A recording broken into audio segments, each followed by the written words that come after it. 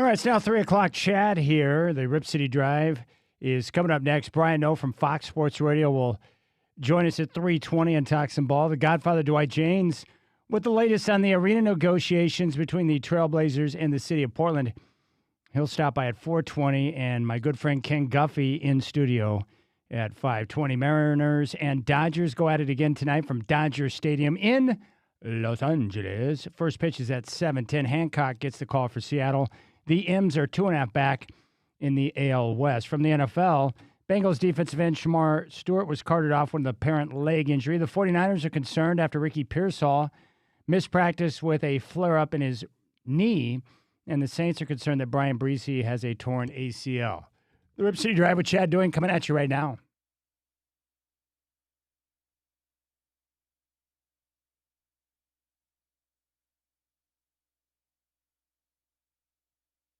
Live from the Coors Light Studios, it's the Rip City Drive with Chad Doing. Coors Light, cold as the Rockies. Please drink responsibly. Had mentioned that the rhetoric was going to continue to climb in intensity, and it would start to get nasty on both sides, which it has done. I was sitting there every day after it happened going, is the news going to break today? Is the news going to break today? Is the news going to break today, right? I thought last year might be it. And then Mike got hired, and I talked to the wife, and she said, you can do one more year. I'd give up future to add substantive to where we are today as to a player. To give you an idea about would I invest something substantive to get the right kind of deal to improve us opening day, I would. I feel that good about this team. Strap in. The Rip City Drive with Chad Doing starts now.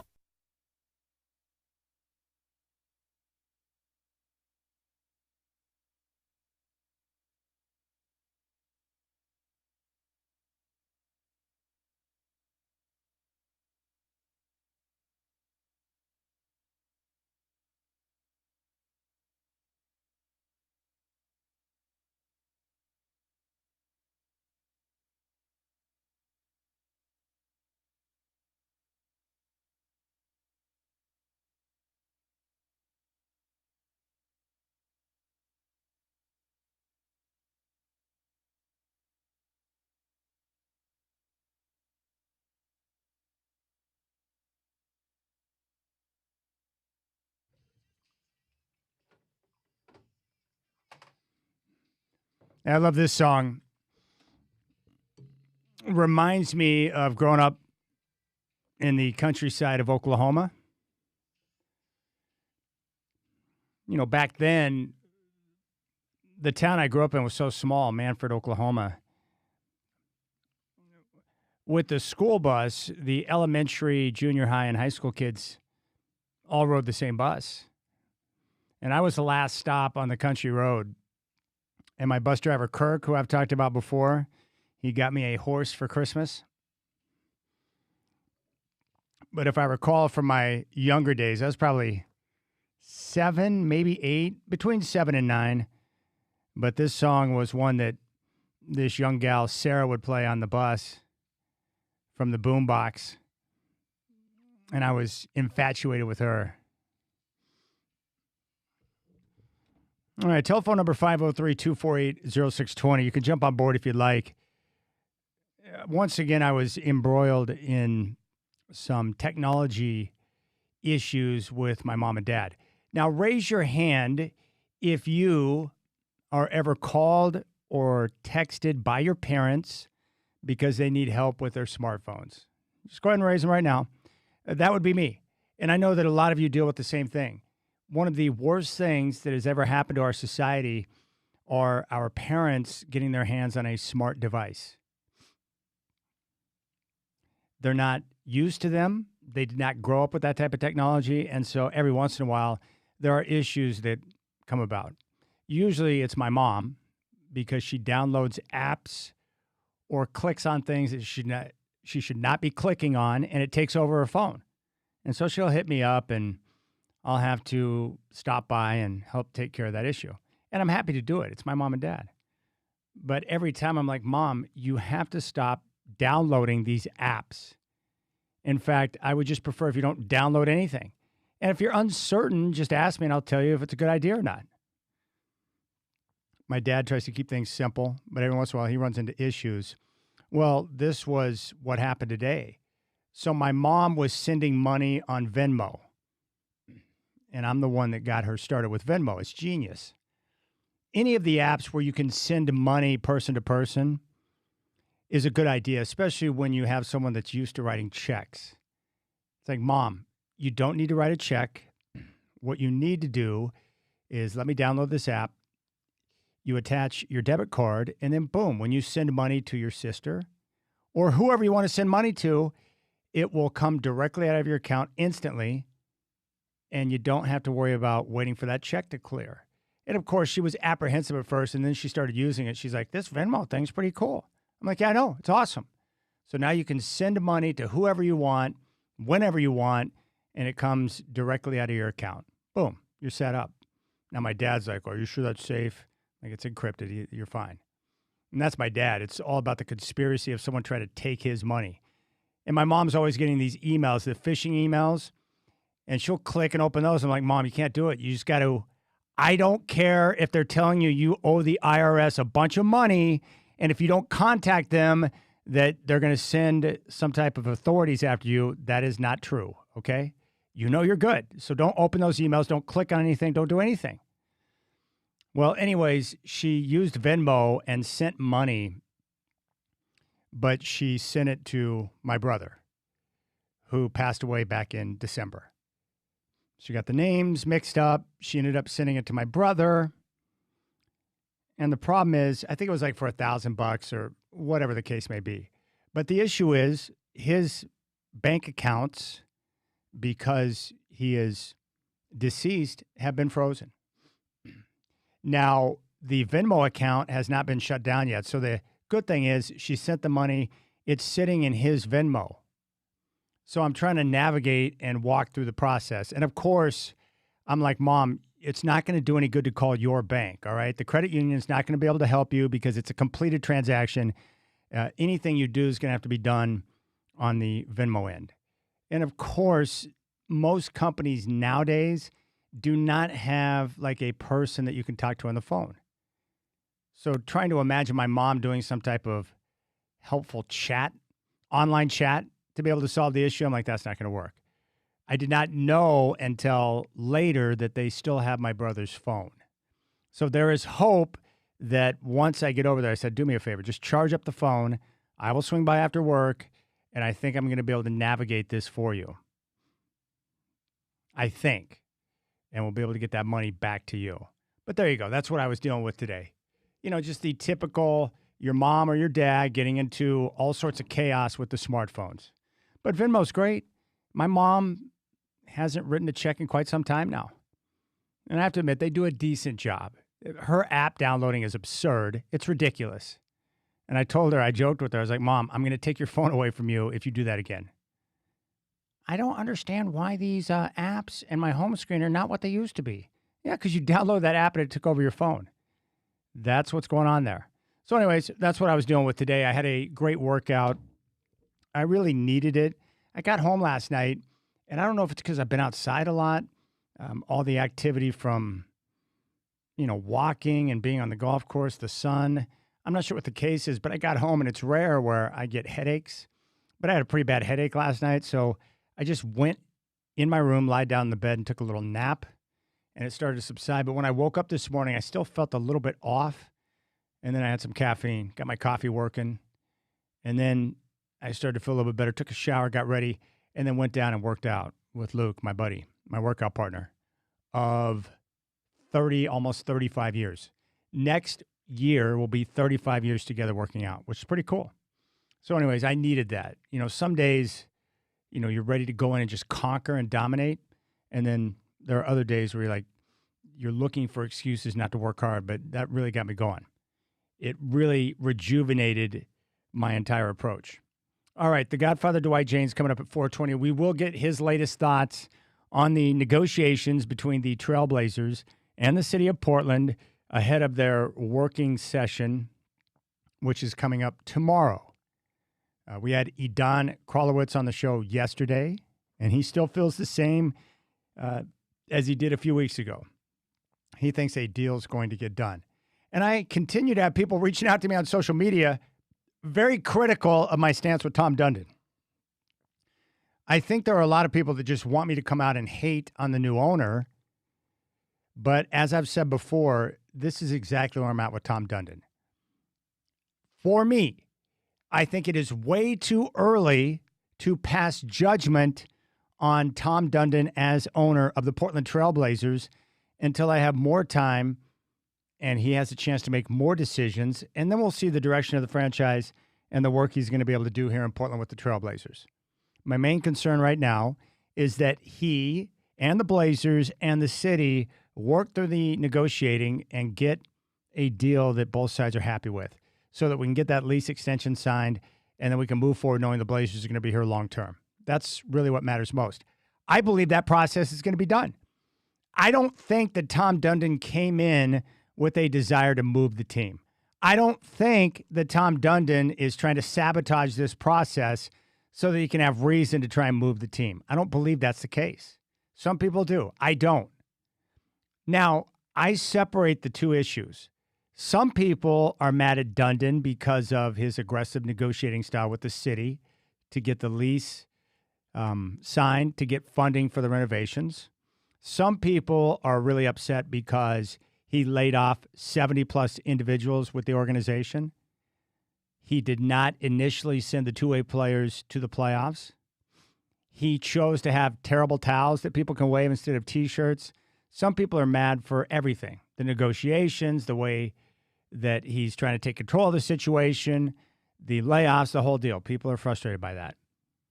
Now, do I want people to lose their job? No. I'm friends with every single one of them, especially on the broadcast side. Casey Holdaw, that's a good guy. I enjoyed working with him.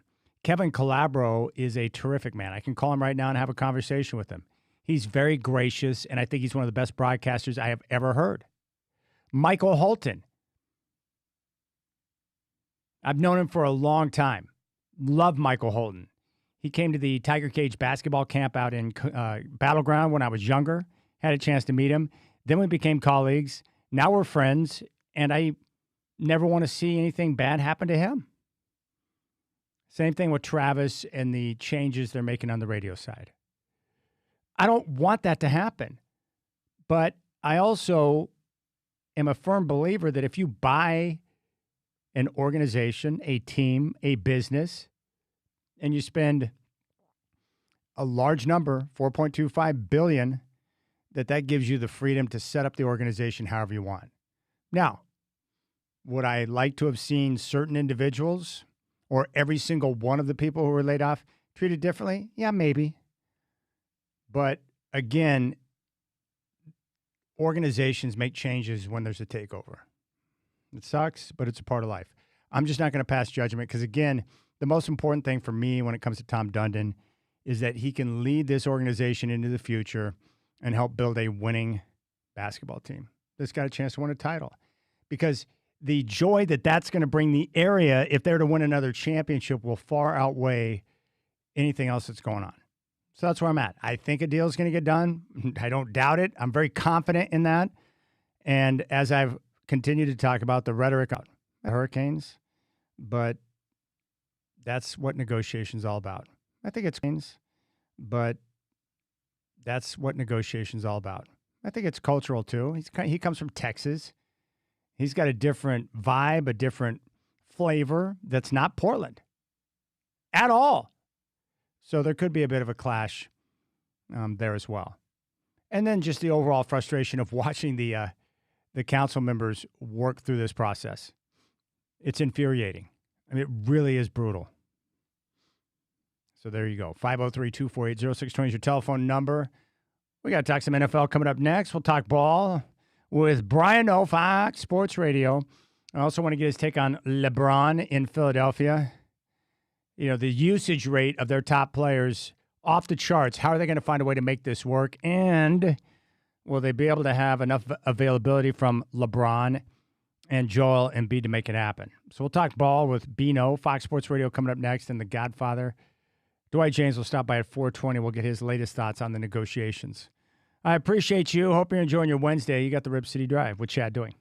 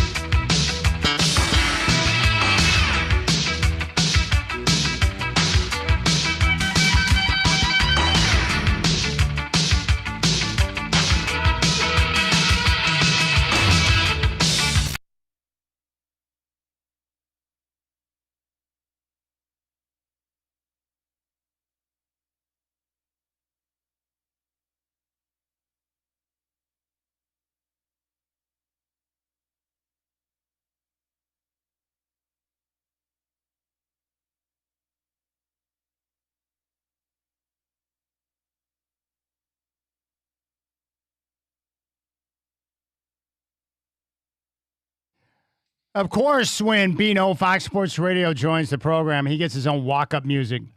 And Michael Shacker's always happy to take care of him. And he's back. Bino! What's up, brother? What is going on, Chad, doing? Come on, you're not like driving around listening to Pantera on the way back here? I think that's exactly what you're doing later tonight, is it not? Dude, this is the type of song that would have helped out like 3 hours ago before I started my workout. I'm in post-workout mode right now, so I don't really need the Pantera. But, man, this is the type of song you want before you go to battle. Like, let's say it's a Friday night. You're in the locker room with your teammates. It's Friday Night Lights with your high school football team, and you're ready to take the field. I want this type of music playing in the background because war is about to go down. I'm totally with you, man. I'm exactly there with you. You know what's funny? You in the mood for a little bit of audio tonight, Chad? Are you interested in something like this? I want everything that you have to offer me, man. Do it. I've got something, because Cam Scattaboo, right? You would think the Giants running back, he's a crazy person, right? You would think that he listens to Pantera before games. I love him. I do too, but he was on a podcast recently, and he was talking about the music he listens to before the game. Check this out. I'm like the calmest person before games. Really? Yeah. Like Australian Street. Oh. Sticky Fingers. Yeah. Yeah. I'm like that. I like that stuff before games for me. Okay. But it turns me up though. Like it's a calm turn up. It's an internal build. It's the head bob. Yeah. One of these. Get loose. Yeah, that's from the Bring the Juice podcast right there. Do you want to hear what he's talking about, Chad? This is the song Australia Street from Sticky Fingers. Give it to me. This is what Scattaboo is listening to before games. Here Scattaboo!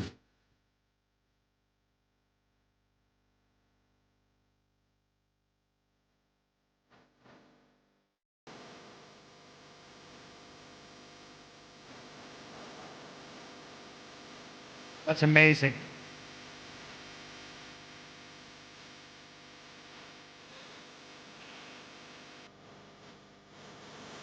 I think that's hilarious, right? Like, it's a good song, but I would not connect scat with that based on his playing style, but that's what he gets down with there. You know, I wonder if that has to do with, to be able to do what he has to do. You know, certain players, depending on their style and their game, there's a certain level of physicality that comes with it. Scattaboo's one of those guys where he knows when he gets out there between the white lines, is that he's going to have to bang and hammer guys, right? So I wonder if the softer music gives him that opportunity to really, motivate himself from the inside out, because I'm not sure the external can help you. You know, you've got to think about what you're going to do, and I love that process. I love knowing that because Cam Scattaboo is one of my favorite football players of all time. I've seen a lot of guys, but watching him in college and seeing him live multiple times, how relentless he is, the type of contact, the way he likes to run guys over. He just has a certain hunger when he runs with the football, and I love that. Now, do I want him doing backflips coming off the ankle surgery? Right, Not exactly. Yeah. No, I don't need that, but he's going to do that. That's scat. You got to let him do what he's going to do. No, I'm totally with you where, some of these guys, based on their playing style, you jogged my memory where there was an old safety, most notably for the Jaguars, Donovan Darius, hard-hitting safety, really hard hitter, right? He listened to classical music all the time. He was a big classical fan because, you got to like kind of deprogram and sort of like get away from the craziness. So, sometimes the craziest guys on the field, they don't listen to the craziest music off the field. They just need to decompress a little bit. There is no doubt. I had no doubt. Like Cam Scattaboo, you and I have talked about this, right? Where I'm not a scout, but I can watch a player and have a pretty good feel if they're going to be able to make plays on the next level. So I didn't care how he was ranked in the scouting or where he was projected to go in the draft. I just knew that whoever drafted him, he was going to make plays for them. And there are certain guys like that, where the measurables aren't there, but yet they're always the one making the right football play. I love those guys. Yeah, it's true. It's definitely when we're doing like draft analysis and stuff like that, what you talk about like in your toolbox, like what you have to work with certainly matters. But to speak to what you're talking about, it matters how you apply it. Like, how do you get the most out of your ability? We just were watching basketball. Jalen Brunson is not this guy that's this athletic freak that has these measurables left and right. He's a guy that gets every ounce out of his ability. And he's got ability, but he's not one of these athletic marvels. And I think sometimes in the NFL, there are teams that fall too in love with the measurables, and they don't look at, like, this guy has a nose for the football. He's always around it. He's all heart all day. Like, he's one of the most competitive people. All that stuff matters. So I'm not saying the measurables don't matter, but sometimes front offices get a little bit too hung up on that when the other stuff is staring them in the face and they just don't see it. I think a good example, well, let me give you a player that you're very familiar with. I always respected Zach Thomas of the Miami Dolphins, right? He stood less than 6 feet. I think he was about 5'10", 5'11". But he went, I think, back-to-back years of all-pro honors because of the way that he played. So he overcame the obstacles because, you know what? He was just a football player, but Zach Thomas would be a good example. Maybe another one would be Sam Mills when he played for the Saints and then the Panthers. Undersized, but just a football player. Yes, great examples. Both middle linebackers, you know, and both those guys. It's funny because you look at Sam and what he was surrounded by. There were some studs at the time with the Saints, Ricky Jackson and company, but Sam Mills was always dependable. And same thing with Zach Thomas. You know, he didn't have Joe Schmoes around him either, you know, with Jason Taylor and Lewis Oliver and, you know, Sam Madison, all those guys. Patrick Surtain, it's great. Wow, we're old, Chad. Like, we are. The Denver cornerback, his dad played for the Dolphins. So, yeah, but Zach was amazing for the Fins, no doubt about it. And I'm glad you brought up the Saints. I love those early 90s teams under Jim Mora, but you remember what they called those four linebackers. If I recall the names, it was Sam Mills, Ricky Jackson, Pat Swilling, and Vaughn Johnson. They were known as the Dome Patrol, which is a badass nickname for a group of linebackers. How awesome is that? How great is that? I loved Pat Swilling also. He was fantastic. That was a really, really fun team to watch. Can you imagine? It's weird how the eras work out. Where can you imagine if they had the Dome Patrol matched up with the Drew Brees era? Now we're cooking with grease. You know, the Saints were still good enough to win a Super Bowl with Drew Brees, even though they didn't have an all-world defense. They still were good, Jonathan Vilma and company. But yeah, that previous era of Saints defense was special, man. Those guys, they were dogs defensively. They were so fun to watch, especially in a dome. You know, like so that fast track. Like, good luck blocking that. No, I love it. In fact, here's the downside to this time of year, Bino, which you and I have talked about. Every day you just look at the news and pray that one of your best players are not, you know, suffering severe injuries. But we saw it with Shamar Stewart with the Bengals carted off the field today. We know that Ricky Pearsall's got a knee flare-up that the 49ers are concerned about. Breesy may have torn an ACL with the Saints, defensive lineman. These are the days I hate it because, man, every day there's guys dropping like flies. And if you suffer multiple injuries to a position group, or if you're one team and a few starters go down, it can change the entire course of your season without having even played a game. It's so crazy. Yeah, and you think about Nick Scorton. He was a second-year player with the Panthers. He had 5 sacks as a rookie. He's supposed to be playing opposite Jalen Phillips, you know, former Finn, was with the Eagles last year. And all of a sudden, it's the first practice, and he goes down, torn ACL, season over. Like a little bit wet outside. We got a little rain, and he's done. Like, that's what's so crazy about football, Chad. We're not even in the heart of training camp. I know. And sometimes a ligament just doesn't, you know, it just doesn't cooperate, and you take a wrong step, and boom, you're on the shelf for the rest of the year. So it's just a reminder that we can talk about predictions all we want and what we think this team's going to do and what that team's not going to do. These games are not played on paper. No. And when we're talking about how many injuries that, like the Niners last season, how many injuries they dealt with. Decimated. It was insane, yeah. For them to even get to a game against the Seahawks was pretty impressive. Going on the road and beating Philly. But to be where they were with all that they had against them, it was pretty impressive. So, but the injury bug, Chad, it's the great equalizer in football. There's no doubt. We're talking to Bino, Brian Noe, Fox Sports Radio here on the RipCityDrive. I wanted to ask you about the Chiefs' offense. You know, they went out and made a big splash in free agency, getting Kenneth Walker from the Seahawks. Do you think that we're going to see them run the football more this year? Andy Reid has never really shown a true commitment to running the football, but I'm wondering to help and aid in pass protection, but also take some of the pressure off of Mahomes coming off the knee injury, if we might see Kenneth Walker be kind of the secret weapon for them. Yeah, I think compared to last season, they're going to run the ball a lot more because I think they're going to have a lot more success. They couldn't run the ball last season, Chad. It was bad. I love Isaiah Pacheco, but speaking of injuries, ever since he got injured, he just never returned to the same form. You're right. And it showed, right? Like the offense was so much different. It was a lot more disjointed where they just didn't have – it would be like a basketball team, right, where they've got the low post game. They can kill you in the paint, and they can also shoot from outside. They've got the perimeter game. That's what the Chiefs have had. When Pacheco had full juice, he really helped that offense click. And when he was just kind of reduced to a guy after getting injured, you could see the effect on the offense. It's like a team that all of a sudden they just don't have their low post game. It's like they can't score in the paint. You got to do everything from the perimeter. It's like, well, there are going to be some games where your shot's off. You're not shooting a great percentage. It's the same thing in football, man. You can't rely on Mahomes to do everything for the offense. And without a running game that was doing much of anything, it really bogged down the offense. So I expect Kenneth Walker to have a much bigger impact on the overall offense. And, yeah, I think they're going to rely on the running game quite a bit more compared to last season. I've got 3 teams, and I'll give you the team, and all 3 of these teams are in a quarterback battle situation, or at least that's the way it's being reported. So I want to ask you who you think will emerge as the starter coming out of camp. We'll start with the Cleveland Browns, where you've got a battle between Deshaun Watson and Shedeur Sanders. It's Deshaun. It's going to be Deshaun Watson, man. Outside of injury, they're going to try to get any sort of value out of this deal that went so south on them immediately, where Deshaun's getting hurt, Deshaun's suspended. Like, they have gotten virtually no value whatsoever out of that Deshaun Watson contract. And so he's going to be the guy. They're going to see what he can do.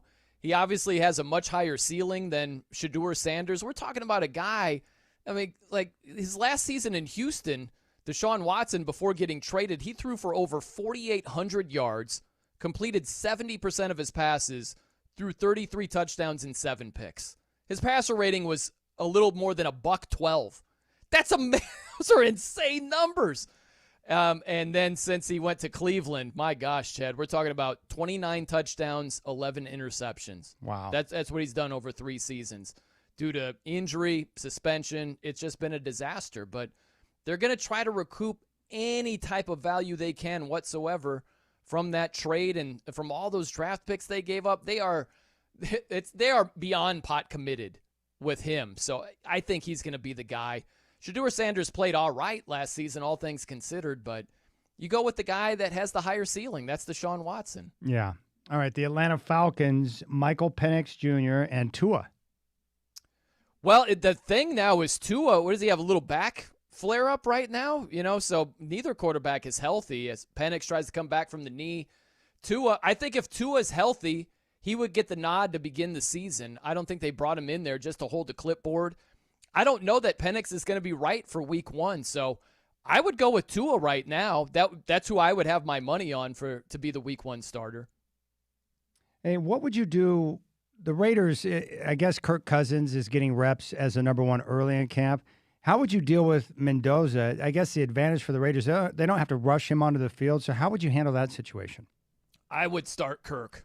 I would start him unless the wheels just fall off the tracks. I was looking at their schedule, Chad, and after week 1 against my poor Dolphins, it gets pretty difficult for the Raiders. If you look at their first 7 games, right, you get by the Dolphins, you're at the Chargers, at the Saints, Chiefs, at the Patriots, Bills, Rams. That's a pretty daunting first half of the schedule there. So I don't know that you throw Mendoza to the Wolves right away.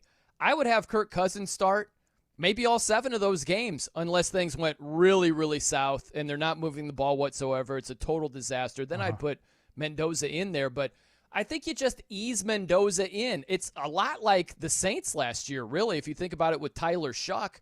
Spencer Rattler started the first 8 games, and it was a disaster. They're 1-7, and they make the transition to Shuck. And things just land differently, Chad. If Shuck started week 1 and they're losing games, and you're looking at what he's not doing well. But when he starts the 9th game of the year, all of a sudden you're looking at what he is doing well and less at what he needs to work on. It just lands differently. Yeah. You're looking at it and you're like, they're actually making progress right now. Like, Shuck, he's showing something here. So I think it lands completely differently. You don't have to throw Mendoza to the Wolves right away. I think it's smart to start Kirk Cousins for the first handful of games. Even if you started, Mendoza, we'll say week 8 at the Jets. It's the first game in November 1st. If he was healthy, that's 10 starts in his rookie season. I think that's a good way to do it. So I would kind of steal a page from what the Saints did last season. That's what I would do with the Raiders exactly this year. I like that plan. You know what's interesting about Shuck? I didn't give him a second thought when he was coming out. I watched him play a couple of games last year. I'm really impressed with his decision-making, his accuracy. Like, I think he's got a chance to be a legitimate starting quarterback potentially. Yeah, he's got a lot to work with. There's no doubt. And he could be a franchise quarterback. Wouldn't shock me. He's got ability. And listen, they won 4 games in a row down the stretch. And compared to where they started as a team, that's impressive. It's just funny where I think that we're getting a little bit too drunk on the Saints in the offseason. Of course. Right? Where, 2 of those 4 wins down the stretch are against the Jets and the Titans, and no one cares. It's just like, man, Tyler Shuck, look at the Saints. Look at, they're like a trendy pick to make some legitimate noise this season. I'm not quite there with the team, but I'm with you as far as Shuck. That's for the season being 6-11. The Saints looking like they might have a franchise quarterback. You would take that all day long compared to a better record slightly and not having that possibility to have a franchise quarterback. So all things considered, pretty good year for them. All right, one more quarterback battle, Vikings with J.J. McCarthy and Kyler Murray. I personally don't think it's a real battle because I think they brought in Murray to start, but how do you see that one shaking out? I think it's going to be Kyler Murray, but the interesting thing, Chad, is when you talk about, if you do like a tail of the tape and not just production, not just ceiling, look at it from the team's perspective. What we have, like the assets that we have designated for each of these guys. Like, where do we stand in terms of being pot committed? So the Vikings, they spend a top 10 pick on J.J. McCarthy. Like, that's significant draft capital right there. Huge. Meanwhile, Kyler Murray, they get him on the cheap. How much do they pay? Like a little more than $1 million, something like that? That's not having a whole lot invested in Kyler Murray. So I still think it's going to be Kyler Murray week 1. But the fly in the ointment, if you will, if it's one of these deals where Kyler Murray isn't separating himself, does it cause the Vikings to just look and be like, J.J. McCarthy's actually playing better in the offseason here, and he's the guy we spent a top 10 pick on, not Kyler Murray. We're paying him like a little more than $1 million. This is league minimum type stuff. Maybe that changes the math a little bit, but ultimately I still expect it to be Kyler Murray. He's just a better quarterback. That's the bottom line. All right, Brian Noe, Fox Sports Radio. Would you be kind enough to hold so I can bring you back and we can talk about LeBron being in Philadelphia? Absolutely. Anything for you, Chad, doing, and I mean that, anything. All right, Shacker, play some music for Bino. We'll come back and talk LeBron with my man from Fox Sports Radio, Mr. Brian Noe on the Rip City Drive.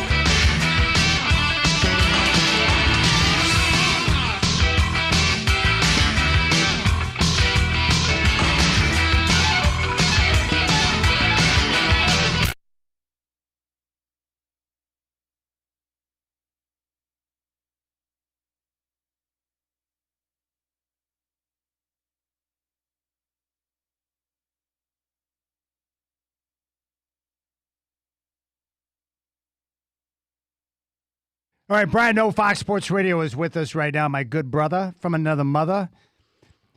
Hey, Noe, how about that video of Tony Romo getting busted for the DUI? It was amazing. I haven't seen it. Oh. I haven't seen the video. I got to check that out. How bad is it? It's interesting. I'm going to send it over to you. I'm not surprised. Like, of all the guys in the booth every Sunday, he is one that I've always thought they drug out. They've got to find a way to control him. He's out of control. And I know that Jim Nantz, because he loves him so much, my guess is Nantz was the one who flew into town to bail him out of jail. If I had to guess, I think that's probably how it went down. And you're hoping he was like, Jim. I'm so great. I'm so glad to see you, buddy. Jim, get me out of here, man. It was so great because he references, I'm going to send you a link to it, but he references his grandma and grandpa being at a golf tournament. Very fascinating. But yeah, I could just totally picture that. Like, he calls Jim Nantz on the phone. Like, you get one phone call, he doesn't bother to call an attorney. He's like, Jim, I need your help, Jim. I don't know what happens. Like, I was at a golf tournament and they were feeding me stuff to drink, and Jim. He's crazy. He is absolutely You know what's wild. crazy to me, Chad, is he's the Russell Wilson of commentators. And I mean this way. If you would have told me that Russell Wilson's career would end the way it did Yes. when he was first drafted to Denver, I'd be like, you're out of your freaking mind. I agree. And it went exactly like that. Tony Romo, he's been with CBS. He's been their lead guy for like 9 years. It's been almost a decade, which is amazing to me. But if you would have told me when Romo first started off and he's Nostradamus, he's predicting play calls, people loved him.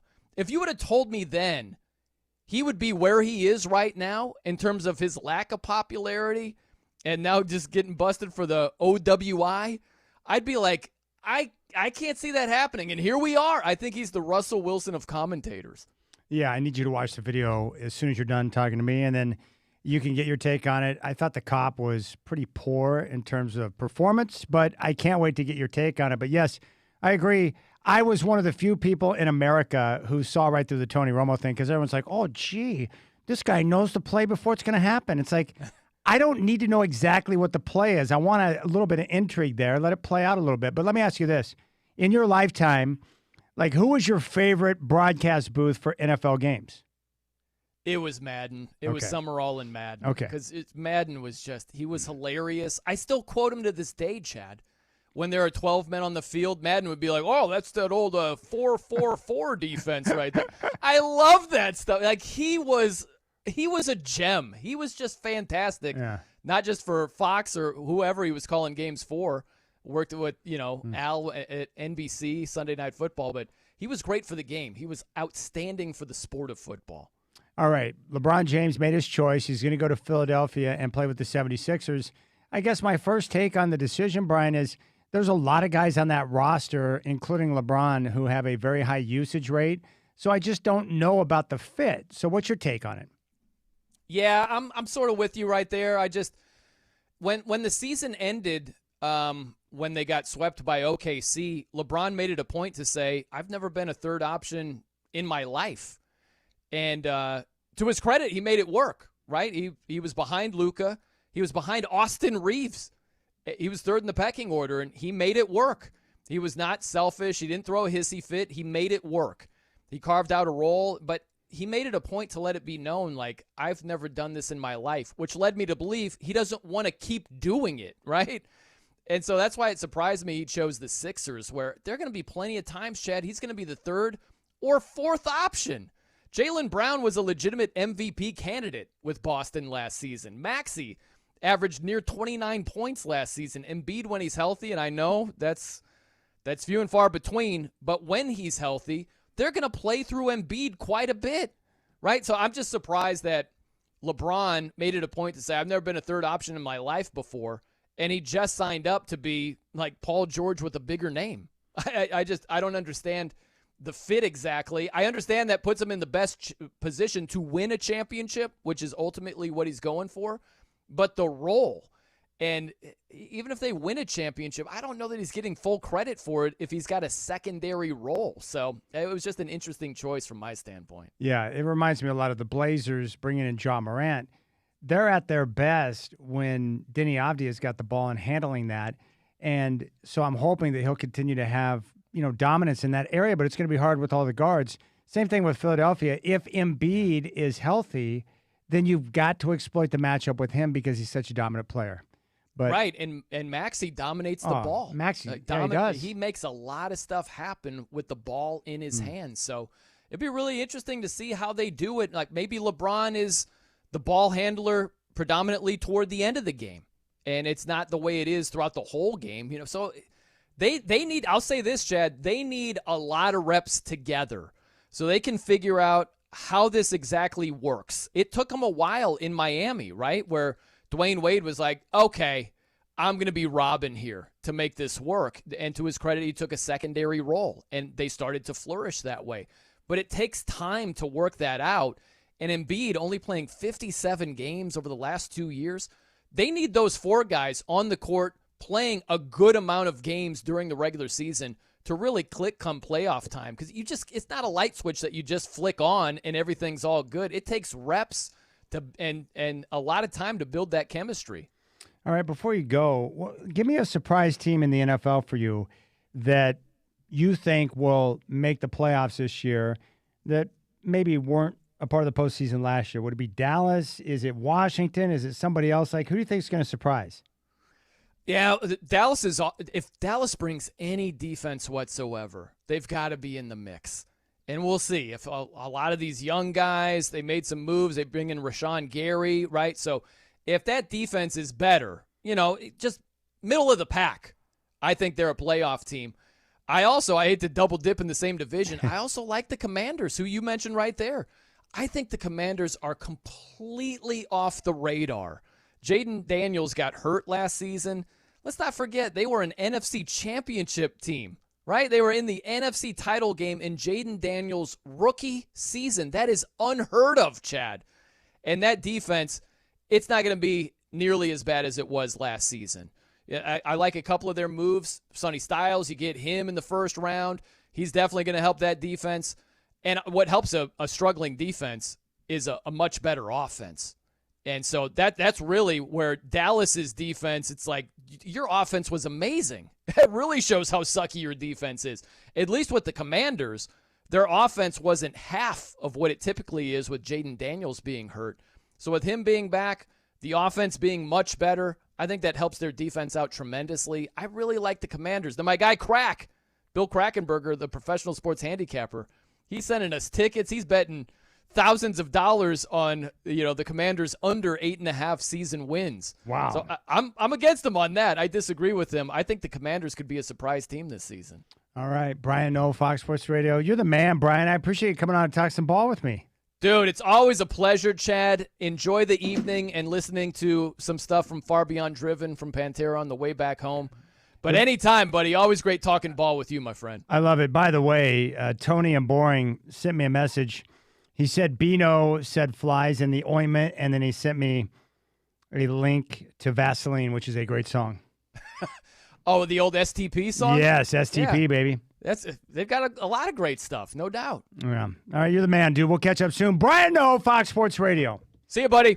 All right, love him. All right, we'll keep things rolling. The Godfather with the latest on the negotiations between the team and the city coming up at 4:20. You got the Rip City Drive.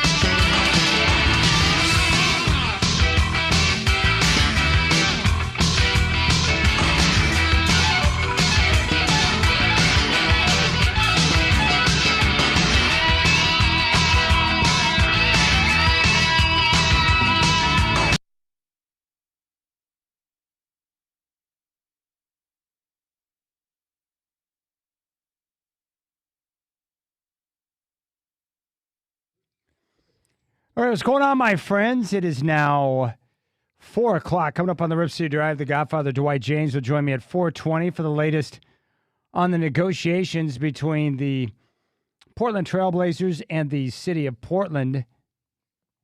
And then my good friend Ken Guffey will join me in the studio at 5:20. The Mariners and Dodgers go at it again tonight from Dodger Stadium in L.A. First pitch at 7:10. Hancock will get the call for Seattle. Mariners right now 2.5 back in the AL West. Checking the Major League scoreboard. Rays a 3-0 lead on the Rangers, top of the second in Tampa. Earlier finals, Marlins 8, Phillies 6 in Miami. Diamondbacks blanked the Pirates in Pittsburgh 3-0. And the Blue Jays over the Nationals 5-2.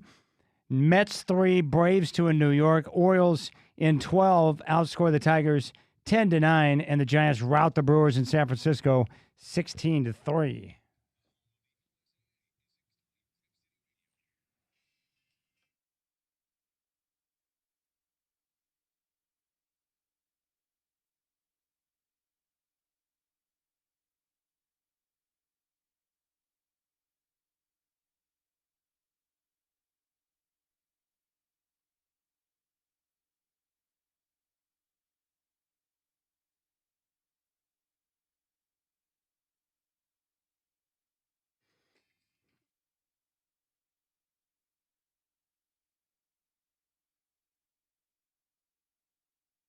Apparently, Tony Romo body cam footage. Apparently,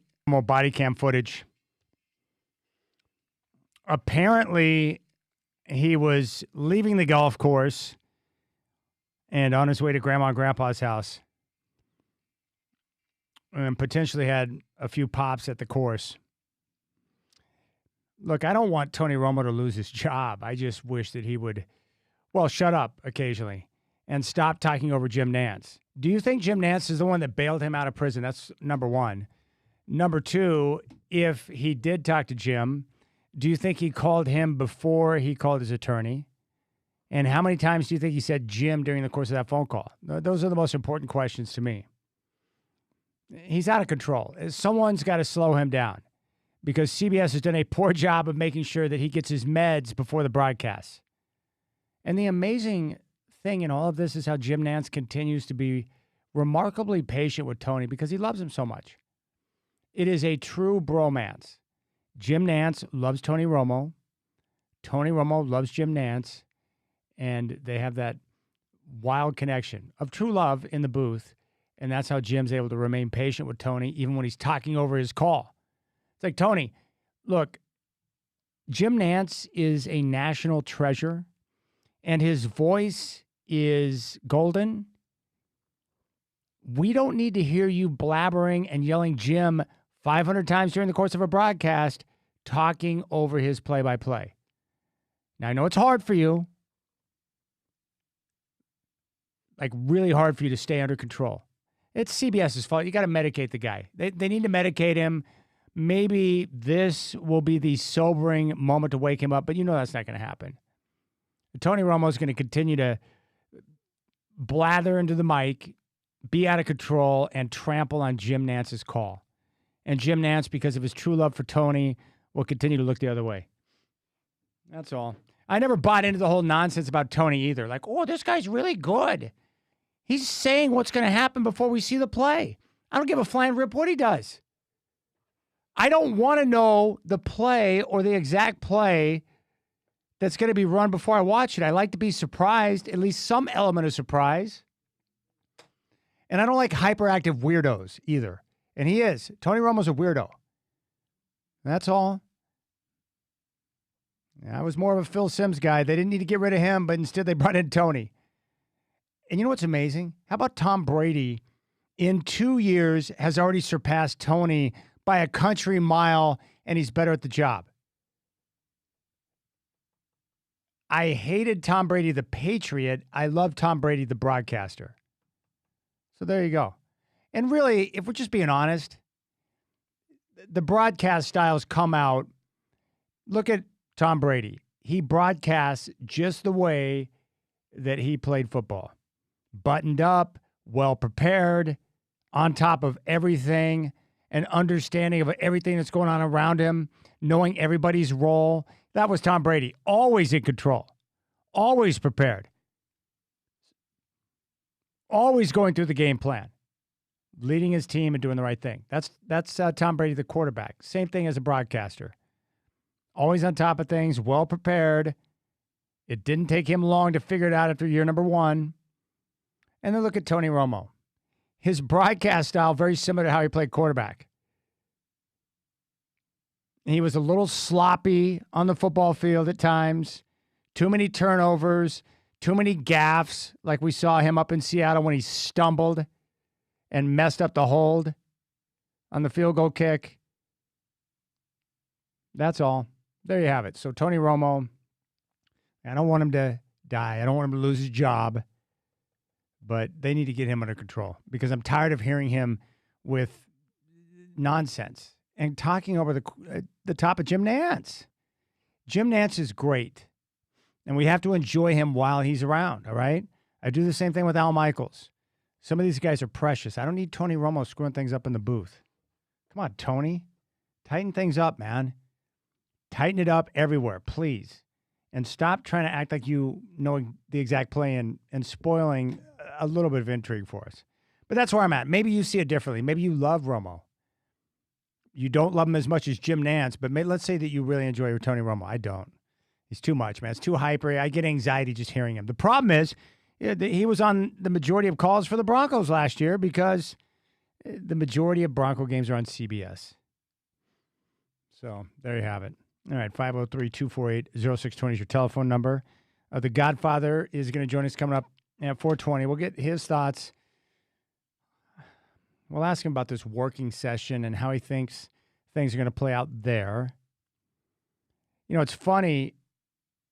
The majority of people who are, trying to sound the alarm about the Blazers leaving town, where are they going to go if it's not here? I saw Canzano predicting Raleigh. If not Portland, then Raleigh. I don't see that happening. I just don't think the Blazers are going to leave town. And as much as I don't believe in the council or the local leadership, they're going to get the deal done. And the good thing is they are making progress, both sides, in terms of communication. It's not where it needs to be. It's not perfect. But we're seeing both sides starting to make a bit of an effort. On a side note, I would watch a weather forecast from Camilla Orti any day of the week. The talent at Fox 12 is quite good. Let's just put it that way. I'm a big fan of Camilla. I'm not going to lie. I don't know why Fox 12 is on in the studio, but it's on, and she's doing a forecast right now, and I'm perfectly okay with that. 503-248-0620. And when are the Fever in town? Friday? Yeah, that's Friday. And you're going to be at the game? Yeah. I wish I could be there to see Sophie in person. You're going to be there. I won't be there. And we have a guest. You booked it for tomorrow. Yeah, the radio voice for the Indiana Fever, John Nolan, will be on tomorrow's show. Now, how do you know John Nolan? Because you work with the road teams? Yeah. They're the only Very WNBA nice. team sending road radio. Is John Nolan cool? Yeah. I've never met him. I assume he's friends with Travis because he's an East Coaster, but I don't think all East Coasters know each other. Did he grow up in New York? Yeah. I bet Jersey. you they know each other. Is he Jewish? Oh, I didn't ask that. Sorry. Wait, you're Jewish, and we know Travis is Jewish, but you did not ask him. You should know that already. Well, if he invited me to his house, I would know before I walked in. But yeah, I didn't ask when I met him. This is the second time they're coming to Portland this season. Do you have a favorite news anchor on television? I haven't watched Fox News in 20 years, but they used to all be my favorite. I assume nothing's changed over on that network. They're still doing a good job. Very productive. 503-248-0620 is your telephone number. You can jump on board. We can have a conversation. I agree with Brian Stake. I don't have a problem with LeBron going to Philadelphia. I don't care. I mean, it's his career. He can finish it up however he wants, and if he wants to do it in Philly, that's fine. And I don't really see what the problem is. I think he's going to fly Kobe style back and forth between Philly, and I think he's going to live in New York. What's wrong with that? Why are people so upset about that? Do you have to have boots on the ground in the city where you're playing basketball? I don't really think that's necessary. If you're coming in and showing up for games and it's not preventing you from getting to practice and being with the team, what do I care? I don't think it matters one way or the other. But what does matter to me is the usage rate for guys like Tyrese Maxey, who is a stud. We know that they've got Joel Embiid. Jaylen Brown. Like, they have guys that need the basketball in their hands, that are used to having the basketball in their hands, and LeBron is used to having the basketball in his hands.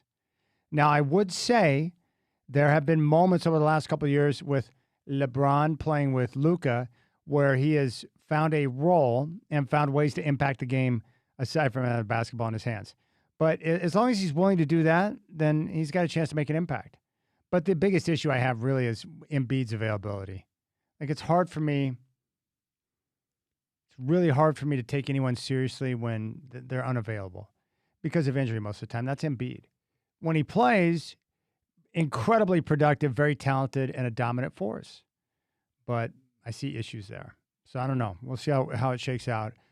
And for LeBron, too, it's not like he's going to play 82 games. I guess what you do if you're the Sixers is you monitor minutes and just make sure that you have all of your veteran players healthy come postseason time. And if you do, then you should be in a position to make some noise. But do I think LeBron going to Philly puts them over New York? No. Indiana is probably going to be a better basketball team. Like, I think Philly's in the mix, but then I would not expect them to come out of the East. Boston should be better. What are the odds that we get a Boston-Philly matchup on opening night? Pretty good chance that's going to happen. That's going to be awesome. So I don't know. There you have it.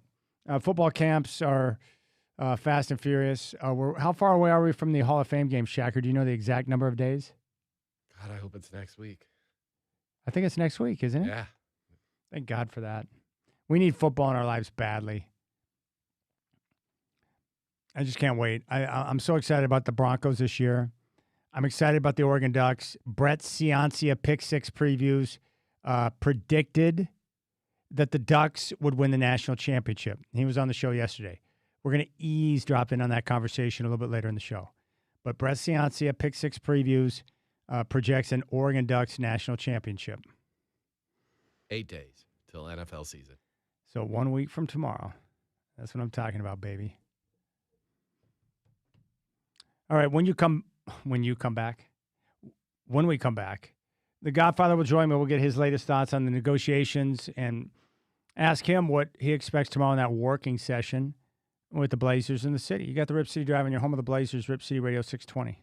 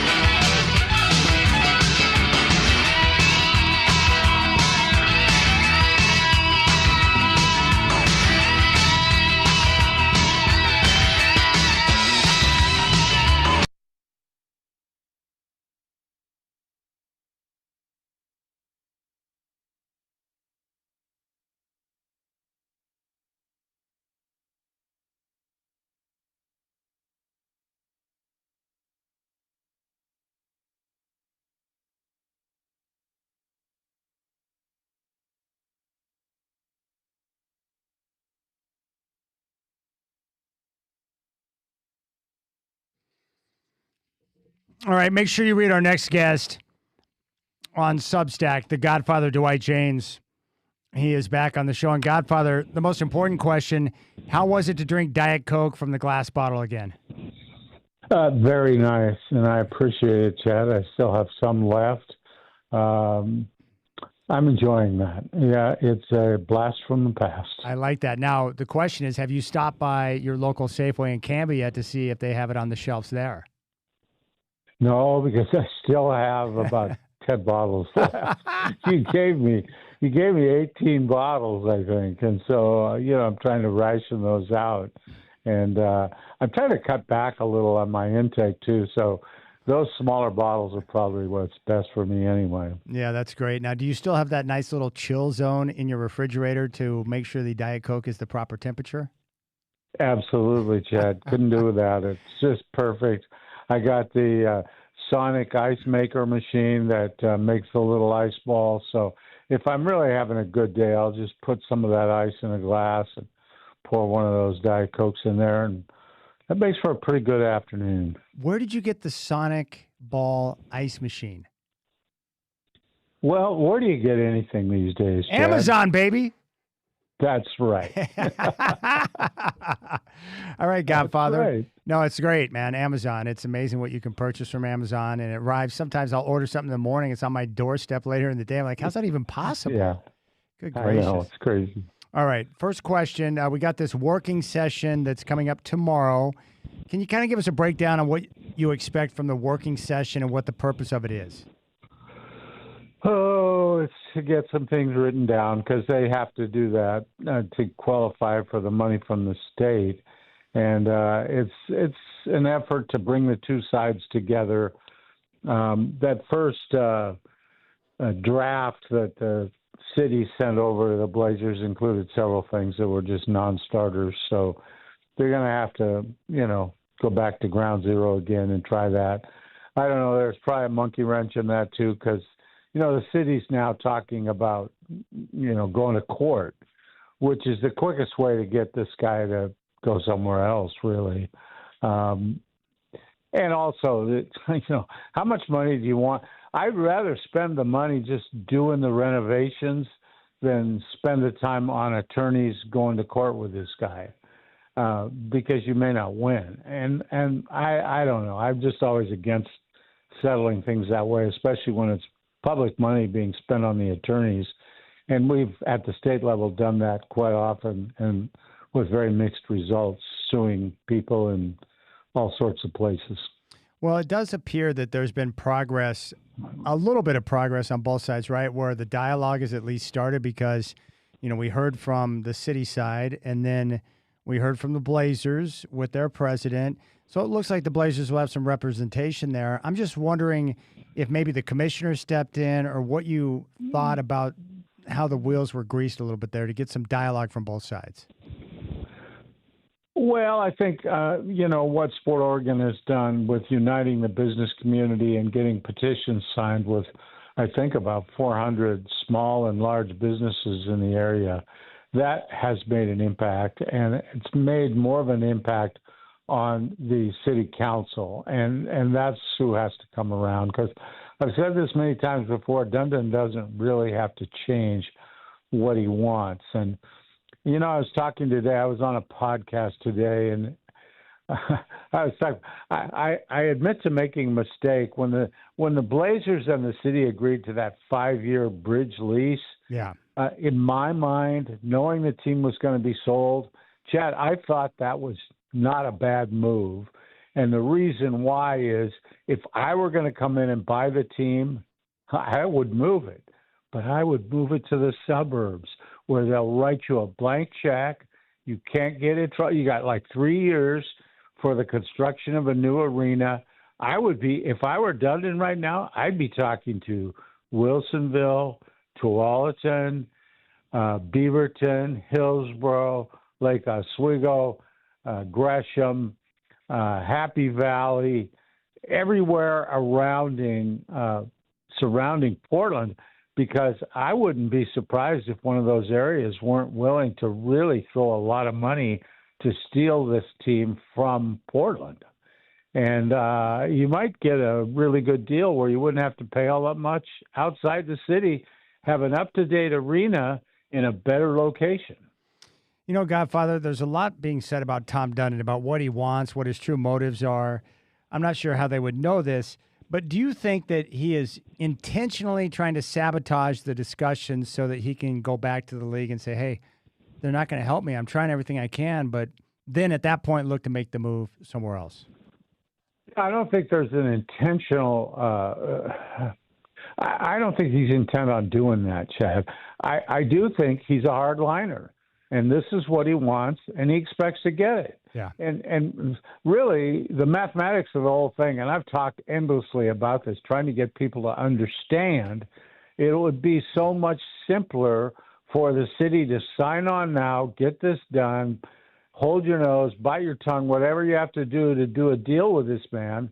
Do it now before you get stuck 5 years from now, and this arena needs who knows how much money to do renovations and upkeep, maintenance, and you don't have the state around, you don't have the county around. You're just doing it all yourself because the team has moved out. Yeah. And that's his threat, and I believe it's a real threat because I believe if the city doesn't make this deal, he'll be given the green light by the Board of Governors to move somewhere else. And I firmly believe that. And I also believe that if the city signs his agreement, the Board of Governors won't let him move. So for me, it's a real simple thing. It's the reason I've been saying all along, they'll get a deal signed and they'll stay. Because that's the only outcome of this that really makes any sense. If you want to protect the taxpayers, you got to do the deal. Otherwise, the taxpayers, years from now, are going to have to subsidize that whole thing by themselves, just as they're doing for Memorial Coliseum. Hey, Godfather, I don't know how this works on the local level, but can the state and the city apply any type of pressure to Multnomah County to help get this across the finish line? Well, I think if the deal is done by the city and by the state, the county would have a lot of problems holding out. I think the problem with the county is just deciding what slush fund this money is going to come from. You know, in the end, I don't see your taxes going higher to pay for this. They've all got these funds sitting there, whether it be the clean air initiatives or the taxes on rental cars or all the other little things they've got going on, arts taxes, all these things. There are pots of money sitting there for them to go to find this without raising people's taxes in the city or the county. Boy, I saw the pamphlet on that Clean Energy Act. What a joke that is, Godfather. It's just a bunch of people funneling money into their nonprofits and their causes. It's a bunch of crap. Yeah, most of it has nothing to do with clean air or the environment or any of that, right? No. It's crazy. I just don't like that type of game. So we'll see how things play out. But I did go through the process of watching, the council in action late last week. And I got to be honest with you, it was painful to watch because I realized when you see a live session, then you start to it becomes apparent how much these people do not understand sports or the importance of sports in our community. They have no clue. That's not good. Well, and I think they're uninformed. I think they're immature and inexperienced. Most of them have not really had business type experience. They're not negotiators. They've worked, most of them, for nonprofits or the government most of their life. So they've led sort of a sheltered work life. And I think they're sitting there thinking they need to get their way. And, it's always going to come back to, we don't want to throw money at a billionaire. and that's just so stupid. You're not giving the money to a billionaire. No. You're investing it in a city-owned building that's going to be here long after he goes. Yeah. He'll sell it, 20 years from now or whatever. Even if he stays, he's not going to be around. Somebody else is. But that building's still going to be here, and we're still all going to be enjoying it for whatever reasons we have to go to that building, whether it's kids shows, concerts, basketball, men's or women's, college basketball, whatever you want to do, and at some point we'll probably get arena football back. There'll probably be some hockey in there at some point. And so what are we talking about? This whole thing is silly, really. There should have been no debate. It should have all been passed a long time ago. I agree. It makes perfect sense. And I like the idea of seeing that money go into something that we're all going to utilize, right? Because when it comes to their special programs or the nonprofits or the way they sneak money around and funnel it to different causes, that's when it gets shady. But at least when I see the Moda Center being renovated and improved to where we can all enjoy it, that makes me happy because I'm like, okay, there's some of our tax dollars at use. I was happy that after the proposal by a couple of the councilmen to lower the contribution from the county to, I think, about $55 million from the original 88, they came up with that. I think you mentioned it, the rental car tax, and I think that's the way that they're going to be able to get it back up to the original number without taking it away from the general fund. So those are the type of solutions you need right there. That's a good thing because the rental car tax doesn't really impact the local residents like it would someone coming from out of town. Yeah, I agree, Chad, and that's what most cities do. They go to the hotel tax or the rental car tax, and that way you let visitors pay. We like to get tourism here. Let's make some of those people pay because we don't have a sales tax where we can get their money that way. That's the way a lot of cities do it. We have a sales tax, so you come to wherever and you pay their sales tax. But I saw today there's an item out there right now. I think it's fairly fresh news, but Daimler Trucks is pulling out of their manufacturing plant on Swan Island. Now, here we go again. It's one more major corporation pulling, out of our area. We're losing jobs. And, it's not just restaurants and bars. It's big companies. We're losing a lot. Could we please get some good news out of our government here? Could we at least know somebody else isn't going to leave because of neglect from our government? That would be, I think, a nice thing for the city to celebrate now, knowing, we're going to upgrade this. It's going to be a beautiful facility. They're going to do it right. It's going to be great. And we know we're going to have the Blazers on a 20-year lease. Let's relax and enjoy that. Isn't that okay to get one thing like that where you're happy? Well, we need it so badly. And like I do, that those big corporations that bring in a lot of jobs, and a lot of those are well-paying jobs, it's critical for your community. And when they pack up and leave, there's nothing but devastation that's left behind. It's tragic. Well, and your tax base, all of a sudden, all those taxes that were coming out of that business are gone. Pretty soon, guess what's going to happen? Everybody who lives here, their taxes, their property taxes, their state income tax, all this stuff's going up again, along with some surcharges and all these things that they do. So, something's got to change, and it's got to change to pull us out of this. All right. A lot of people are upset about the changes that we all found out about with the broadcasting. Kevin Calabro is not going to be back doing play-by-play on television. There were changes made to Travis Demers' role and how he's going to continue to move forward. We know Michael Holton was let go, Jamie Hudson. A lot of people are frustrated by this. What's your reaction to the big changes broadcasting-wise for Tom Dundon? Well, Chad, these people, and, they're your friends and my friends, and I'm very sorry to see them lose jobs. And seriously, it's tough. I've gone through it, and I didn't like it either, but it's the way of the world right now in the media, I'm afraid. Nobody wants to pay a lot for media people anymore because there's so many people who want to get into the business, and some of them are pretty darn good, I understand that because if you've been in the media for a while, you start making pretty good money. And a new owner comes in and says, why are we paying so-and-so, $500,000 to do this when I can find some guy who'll do it for $75,000, and that's just kind of what happens. And I think everybody has heard the stories when Paul Allen was alive and running that team, the word spam, and spam meant spend Paul Allen's money. And that's what they did. And their organization got real heavy, had a lot of extra people, a lot of people making a lot of money. Look, I feel bad they don't still have their jobs, and some of the people laid off weren't making big money, and that's a shame too. And we're still stuck with Travis not going on the road to do radio of basketball games, as I understand it.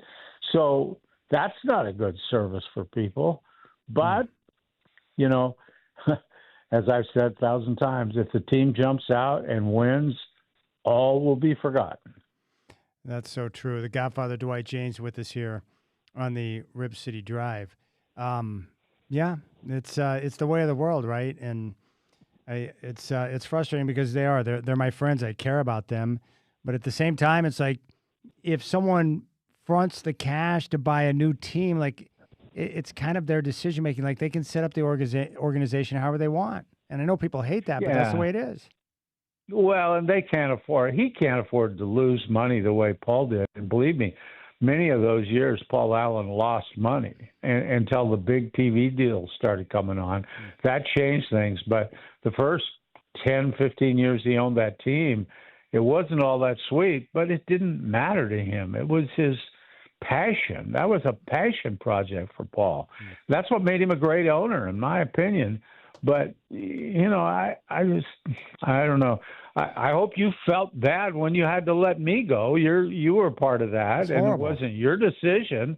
But, you know, I feel bad, too, for these people. But, gosh, I don't know what you're going to do about it. No, it's terrible. I hate losing good people. Now, I remember you telling me once that like you had to go through a series of layoffs when you were in charge of the Portland Tribune, the newspaper here in town. And you said it caused you tremendous stress to the point where you're about to have a nervous breakdown. Is there a humane way to lay somebody off, or is it just brutal no matter what? Like what? No, you're taking the bread off their table. Yeah. You're taking their job, and I have to say I got shingles when I was working there and having to get really good people for no reason other than the bottom line, and some of that was. Not my fault. I wasn't in favor of doing it the way the owner wanted to do it, but he wanted to go big, so we went big, and then all of a sudden we couldn't go big anymore, so people had to go, and I've always felt that. I still do. I was at a reunion not too long ago, and I've always felt really bad about what we had to do there, and it's just business, I guess, and I was never I was never considering myself a businessman, Chad. I didn't go to college to get a business degree or to be a editor of a paper or a publisher of a paper. Just wanted to write my column and have some fun and, you know, go home and take care of the family. But taking care of the family nowadays is a hard thing to do. It is. It really is. One final note. You and your wife, Nancy, were kind enough to have me out on the course a few days ago at Willamette Valley Country Club, a beautiful facility. We went out and had a chance to play with your neighbor, Mitch, who is a really nice guy, really sharp. He lived in Colorado at a time when I did, so he's a Packers fan, but he went to a lot of Bronco games. Is your wife, has she recovered yet from having to pay Mitch $2 for losing the match? Well, she's recovered, but trust me, she wants a rematch. And, Mitch is tough, though, especially when money's on the line. But Nancy is, too. And I would say Nancy's won more money on the course out here than she's lost. So it doesn't concern me. And the great thing about gambling, she lost $2. It's not the money. It's not the money. No, it's being able to have bragging rights. That's what it's all about, the competition. Exactly. Now, with especially Mitch. when it's your next-door neighbor, yep. But what I love about Mitch, he's one of those gentleman that as he's aged, he's done a great job of modifying his swing, and he just hits it straight down the middle and puts himself in good position most of the time. So I respected the way he played. Very nice guy. But he isn't it amazing how he's adjusted his swing? Did you ask him about that?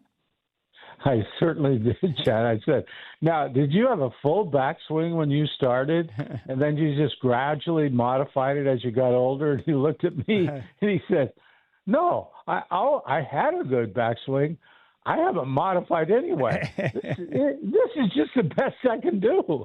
My body has done the modifying for me. He said, I can't backswing any further than what I'm doing right now. It's amazing how far he hits the ball with virtually, like no backswing, really. No, it was impressive. All right, Godfather. I appreciate the updates. Can't wait to see that working session tomorrow. That should be thrilling television. Oh, gosh. Is it going to be telecast, or is this one going to be in private? It might be in private, but I would imagine, I haven't seen yet, but if it might be available on YouTube, but I'm going to check it out and see if I can find it, because I'm just curious. The whole process, it's maddening, but being able to watch the train wreck in real time would be amazing. Are they still trying to figure out who their daddy is? Yeah, didn't you love that conversation? Is the mayor our daddy? It's like, what is going on here? This is adult people elected and paid well to do a job arguing over whether the mayor is their daddy or not. God.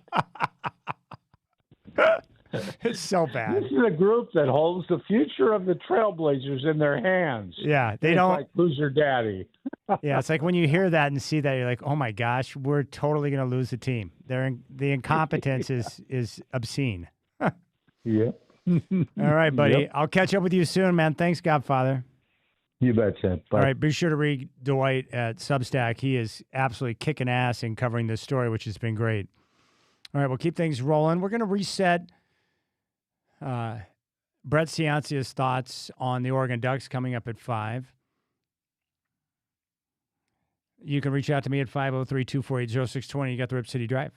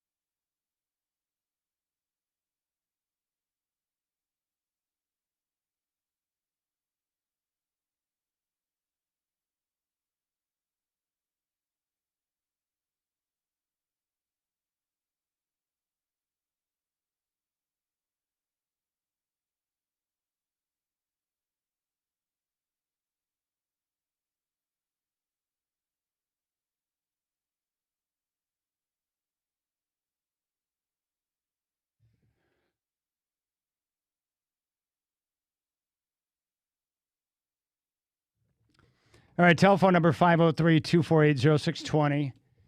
Don't forget, Phil Steele is going to join the show on Friday. So we'll get the full college football breakdown with Phil coming up on Friday, and you can always podcast the show. We'll revisit a couple of the comments from Brett Ciancia coming up at 5.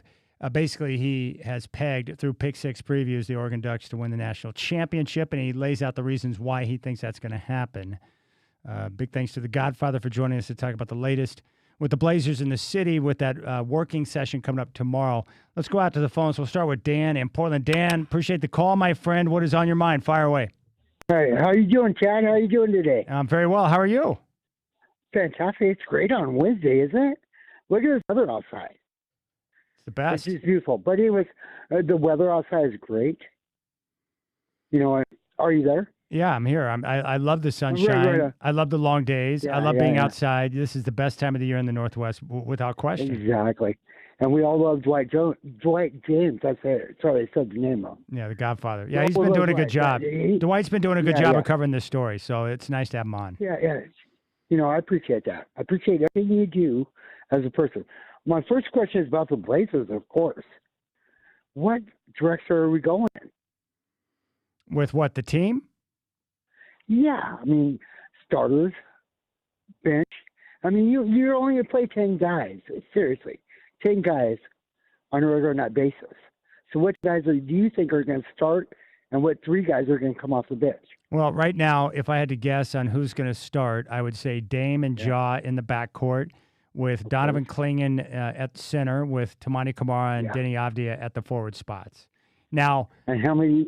Now think about this. How many wins do we get without starting lineup? Well, that's hard to say right now because I don't understand the fit defensively with Ja and Dame. I would personally start Dame. I agree with you 100% there. Go ahead. I would personally start Dame and Drew Holiday because Holiday can defend multiple spots. That's how I would do it. Yeah, I can. So basically, let's say it is that starting 5. Let's say you have Dame and Ja with Clingan, Tamani, and Denny. Off the bench, you'll have Scoot, Shaden, Robert Williams, and that's your primary 3 guys who would come off the bench. I don't know where Creighton fits in, but, you know, he's got to be a part because he shoots threes, right? Yeah, he's a 3-point shooter. They got Potter who comes in. So they got some role guys who, I don't know how big their their role is going to be on the team, but they'll get minutes throughout the year. But your main 8 guys will be the 8 we just mentioned. And you like those 8? I do, yes. I really do, too. Yeah, no, I would say about the season coming up. Well, you should be. And I think the big question I have is, of course, fit, with Ja Morant. Ja Morant, they got great value in return for Ja, but the fit in regard to, defense, if you have 2 smaller guards, they're going to be a smaller team in general unless they make a move before the season begins because they have 5 guards plus Denny Avdia. So I just don't understand the fit, and I'm just glad I don't have to try and figure that out. That's what Mike Nori's, primary job is going to be. All right, let's go back out to the phones. Let's grab David, my man in Astoria. David, appreciate the call. You're up on the Rip City Drive. What's on your mind? Oh, a couple things. One thing is the ownership of the Blazers. In some ways, we were lucky to have Paul Allen because of spending Paul Allen's money, because it was a passion project, because of all those things that you said. He really cared, and he really was willing to sink money into it and all that stuff. Dundon is a different kind of animal. His background is the business world, and he's from the most ruthless, cutthroat end of the business world, private equity and subprime mortgages and all that. People like that, they only have one metric, and that is win. They have, I have friends who, and my background is economics. Academic background is undergraduate and graduate is economics, although I'm a small business person. But I have friends still in the economics field, and they say that people like that have a certain psychology, some call it a mental illness, that means that all they care about is winning. and the money, once you reach a certain point, doesn't have anything to do with money. It has to do with keeping score. And he seems like no matter what he's doing, I suspect if he plays golf, he's a demon. If he's negotiating a contract, he's willing to go to any lengths to win. And that makes him perhaps a less convivial human being, perhaps even a nutcase, if my friends who say that it's a mental condition are right. But on the other hand, Paul Allen never had the drive and the burning desire that Dundon will have. He may bring a winner he may bring another championship to Portland, where Paul Allen probably never would because of the difference in psychology. Now, is that a trade-off I'm willing to make? Oh, I have mixed feelings about it, but I think it's a trade-off that we should be realistic about recognizing. Well, I'll say this, David, and I've mentioned this before. You want an owner that wants to win and one that's committed to pouring in their resources to make it happen. I think Tom Dundon is that guy. We'll hear from Brett Ciancia when we come back and more of your calls.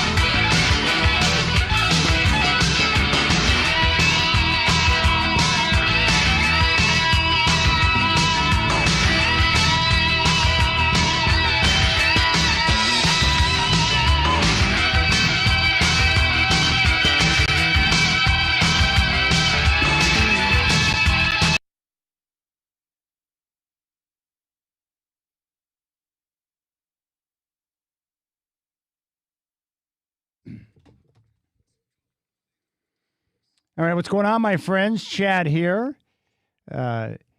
Mariners and Dodgers are going to go at it again tonight from Dodger Stadium. That first pitch is at 7:10. Hancock's going to be on the bump for Seattle. Right now, the M's are 2.5 back in the AL West. From the NFL, Bengals defensive end Shamar Stewart was carted off with an apparent leg injury. The 49ers concerned after Ricky Pearsall missed practice with a knee flare-up, and the Saints are concerned that Brian Breesy has a torn ACL. Checking the Major League scoreboard right now. Top of the 6th in Tampa, Rays on top of the Rangers, 3-zip. Bottom of the 3rd in Cincinnati, Reds and Guardians are scoreless. Bottom of the 4th in New York, Mets, Braves are scoreless. Earlier finals, the Giants rout the Brewers in San Francisco 16-3. Padres 3, Rockies 1. Final in 12, the Orioles outscore the Tigers 10-9 in Detroit. More of the Rip City Drive with Chad Doing coming at you right now.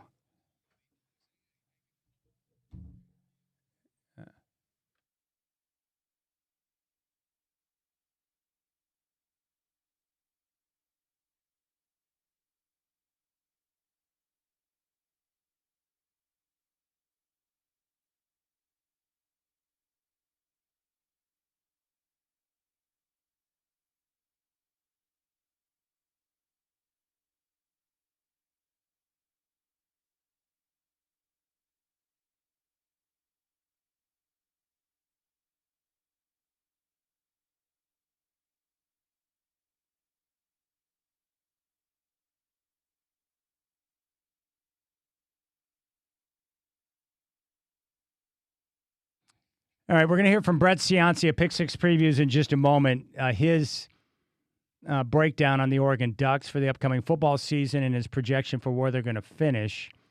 And then my good friend Ken Guffey is going to join me in studio coming up at 5:20. Let's go back out to the phones. We got people wanting to talk about the Blazers and their negotiations with the city. The working session is coming up tomorrow. The vote for the council coming up on August 12th. Let's go out to Gresham. Hey, Rick, I appreciate the phone call. You're up on the Rip City Drive. What's on your mind? Hey, how's it going, Chad? Appreciate what you do, brother. Thanks, brother. I appreciate that. So I just wanted to say, a lot of people are focused and worried about the Blazers getting relocated. There's been a lot of headlines. They're even talking about it on national television, ESPN and this and that. And I think not enough attention is being focused on Jody Allen. Everybody keeps talking about Dundon and what a cheapskate he is and this and that. Well, Jody sold the team to him. There's a vetting process that these things happen, and Jody purposely didn't put in the contract that the team couldn't be relocated. The lease for the Moda Center was only signed for 5 years. Both those things are unconventional and red flags, frankly.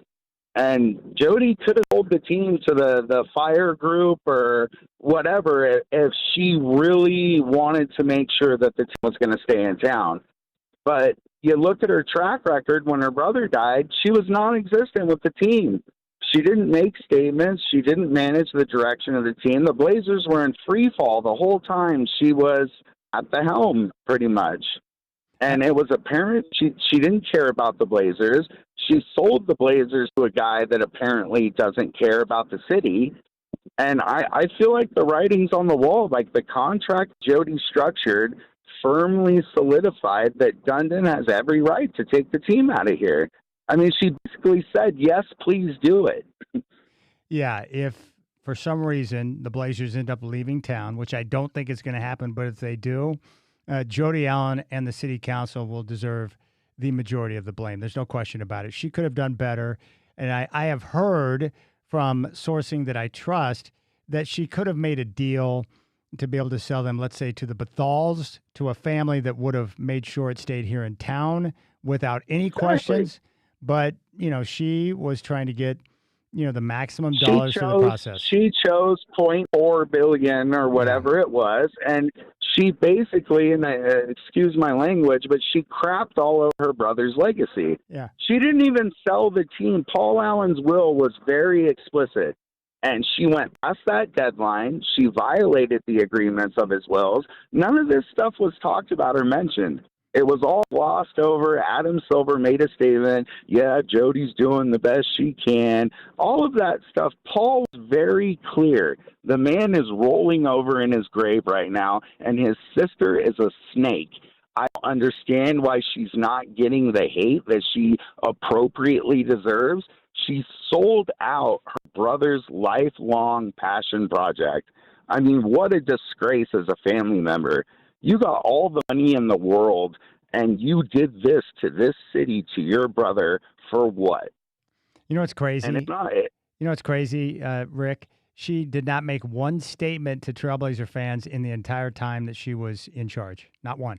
Absolutely. Absolutely. And I think that says everything about what's happening right now. And I don't understand why the beat writers aren't dragging her name through the mud. I don't understand why these headlines on ESPN are not associating her name with what's going on. She is directly responsible for this. And everybody wants to throw Dundon under the bus. And I have my own theories on that. And I'm going to say this lightly, but I believe it's because he's conservative. And I think the national headlines are very focused on the conservative billionaire that's the big evil guy. I think that's a huge angle. But hey, wait a second, Rick. Operate... Rick, are you suggesting that a conservative billionaire may not be a popular individual in Portland? Yes, that's what I'm suggesting, Chad. Just wanted to make sure. I just don't understand why Jody's been given this omission of ambiguity out of this whole process. Even when she was in charge and she wasn't making statements, I mean, the writers in this city just gave her a pass. Yeah, you know what I mean? No, I do. I appreciate the phone call, my friend. Thank you for chiming in.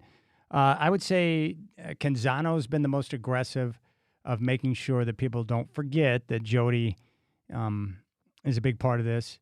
But again, in the end, what matters most is that they get a deal done. And I believe a deal will get done, and they'll get the funding necessary to renovate the Moda Center, and then they get that 20-year lease extension signed, and the Blazers will be here long-term. And the chances of Dundon owning the team 20 years from now, I would suggest is pretty slim. So I think we're in a good spot. It's nice to hear dialogue from both sides right now, and we'll see what type of progress is made in that working session tomorrow. All right, Brett Ciancia, Pick Six Previews, joined the show yesterday, and he puts out his preview magazine every year. I love talking with him, and I wanted to share with you what he thinks about the Oregon Ducks. Here's what Brett Ciancia had to say. Yeah, well, that's right. I mean, if you think on a really high level, program level, back in the 2000s, 2010s, it was a lot of speed offense. Some would think it was even gadgety at times, but what happened was, they had great success. But what happened was when they hired Mario Cristobal, he returned the attention to the lines of scrimmage. They wanted to build this thing from the inside out, and you saw that with his offensive lines at Oregon. And then it was continued here with Dan Lanning with the defensive side. So the offensive line, and they built it in the trenches out. But with Dan Lanning, they've really elevated their recruiting profile. And if you think back to the 2000s, the 2010s, Oregon was usually in the top 20, top 25 for recruiting, never top 5. And what they've established the last couple of years is phenomenal. 3 straight top 5 high school recruiting classes. And then not only that, 2 top 5 transfer halls on top of that. So this started to catch my eye last preseason when I was doing the 2025 preview magazine. I was looking at every position on Oregon's roster. I'm thinking, wow, all these 5-star freshmen and true freshmen, redshirt freshmen, they are going to be talented in 25, but really talented in 26. So for those readers out there, I put in there on the Oregon page last year that not for 2025, but all the way in next year's edition, 2026, I'm going to call for them to be the national champions. And I remember I revealed this on your show, too. You guys got a kick out of it. And but yeah, here we are 12 months later. I'm sticking with it because Oregon played really well last year, made the Final Four, top 5 on both sides of the ball. They bring back Dante Moore at quarterback, and yeah, I think they're on schedule. I'm sticking with that super future pick from last year. I love it. Brett Ciancia has got Oregon winning the national championship, and if you look at what they've been able to do under Lanning, 48-8 since he came on the scene in Eugene, but the 5 losses for Oregon over the last 3 years. Indiana twice, which was last year, Ohio State the year before that, and then, of course, Washington twice in the year before that. So they're so close. They've just run into the best teams in college football over the last 3 years. Yeah, I mean, national champion in Indiana twice last year. national champion in 24 against Ohio State, and then Washington played for the national title back in 23. So, yeah, I mean, they've been with the best of the best here, and they belong on this championship tier, this playoff tier. And, yeah, you just look at every room. I mean, the receivers are healthy and back this year. Evan Stewart is back healthy. DeCorian Moore returns. It's a great 1-2 punch. You got McClellan there as the third string. Tight end, they reloaded. Offensive line, 2 guys are back, but they recruit really well there. What really stands out is this defense, honestly, and this defensive line. All 4 of the starters came back from last year. All 4 are on my All Big Ten team. It's a lot of green and yellow, green and gold on the page.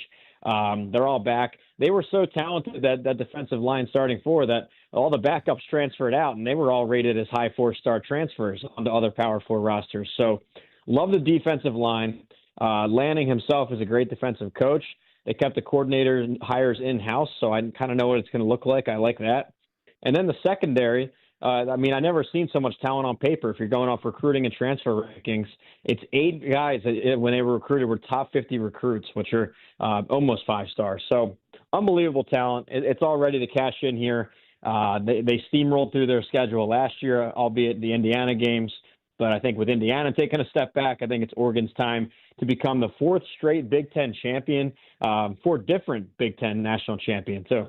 That's pretty amazing. One final thought on the Ducks. You know, in today's college football landscape, continuity is not something you see at a lot of programs, but you mentioned the defensive front. They might have the best safeties in the country, but there's a lot of continuity across the board. That could be helpful as well, right? Oh, absolutely. I mean, there's so many different categories that you want to look at when you're previewing a team. We talked about high school recruiting, transfer recruiting, coaching staffs, schemes, past year performance. All that is there. And then, of course, returning production. And that's what you're hinting at here. You got your quarterback back, with the running backs who ended up winning the starting jobs there are back. Receivers are back. I guess a couple new spots on that offensive line. But elsewhere, I mean, so much talent returns to Eugene. A lot to be excited for. I can't wait to see it in action. Now, here's the thing. In the old BCS era, the 2010s and before that, it might be tough for this Oregon team to go undefeated. I'm not calling for 12-0. But what ends up winning national titles nowadays is to have all that 5-star depth for a big bracket in January. So, they might trip up once, maybe even twice in the regular season against a tough schedule. But once they get in there to January, they have the talent and the depth to go the distance. So I'm calling for them to win the national title. There you go. That's Brett Ciancia calling for the Oregon Ducks to win the national championship. So we love that. And be sure to check out his site, pick6previews.com. His preview magazine is available to order right now, and he does one heck of a job. And we'll talk to Phil Steele on Friday. All right, telephone number, if you want to reach out, 503-248-0620. 503-248-0620. You can find me on social, at Chad in Rip City. At Chad in Rip City. When we come back, my good friend, Ken Guffey from First Response is going to join me in studio, and we got something to celebrate coming up tomorrow for Ken. And we'll talk about his book, which is almost done, and we'll talk about the competition he's preparing for. All right, you can reach out, 503-248-0620, and don't forget the Rip City Drive. I'll be back with you tomorrow at 3 o'clock on your home of the Blazers, Rip City Radio 620.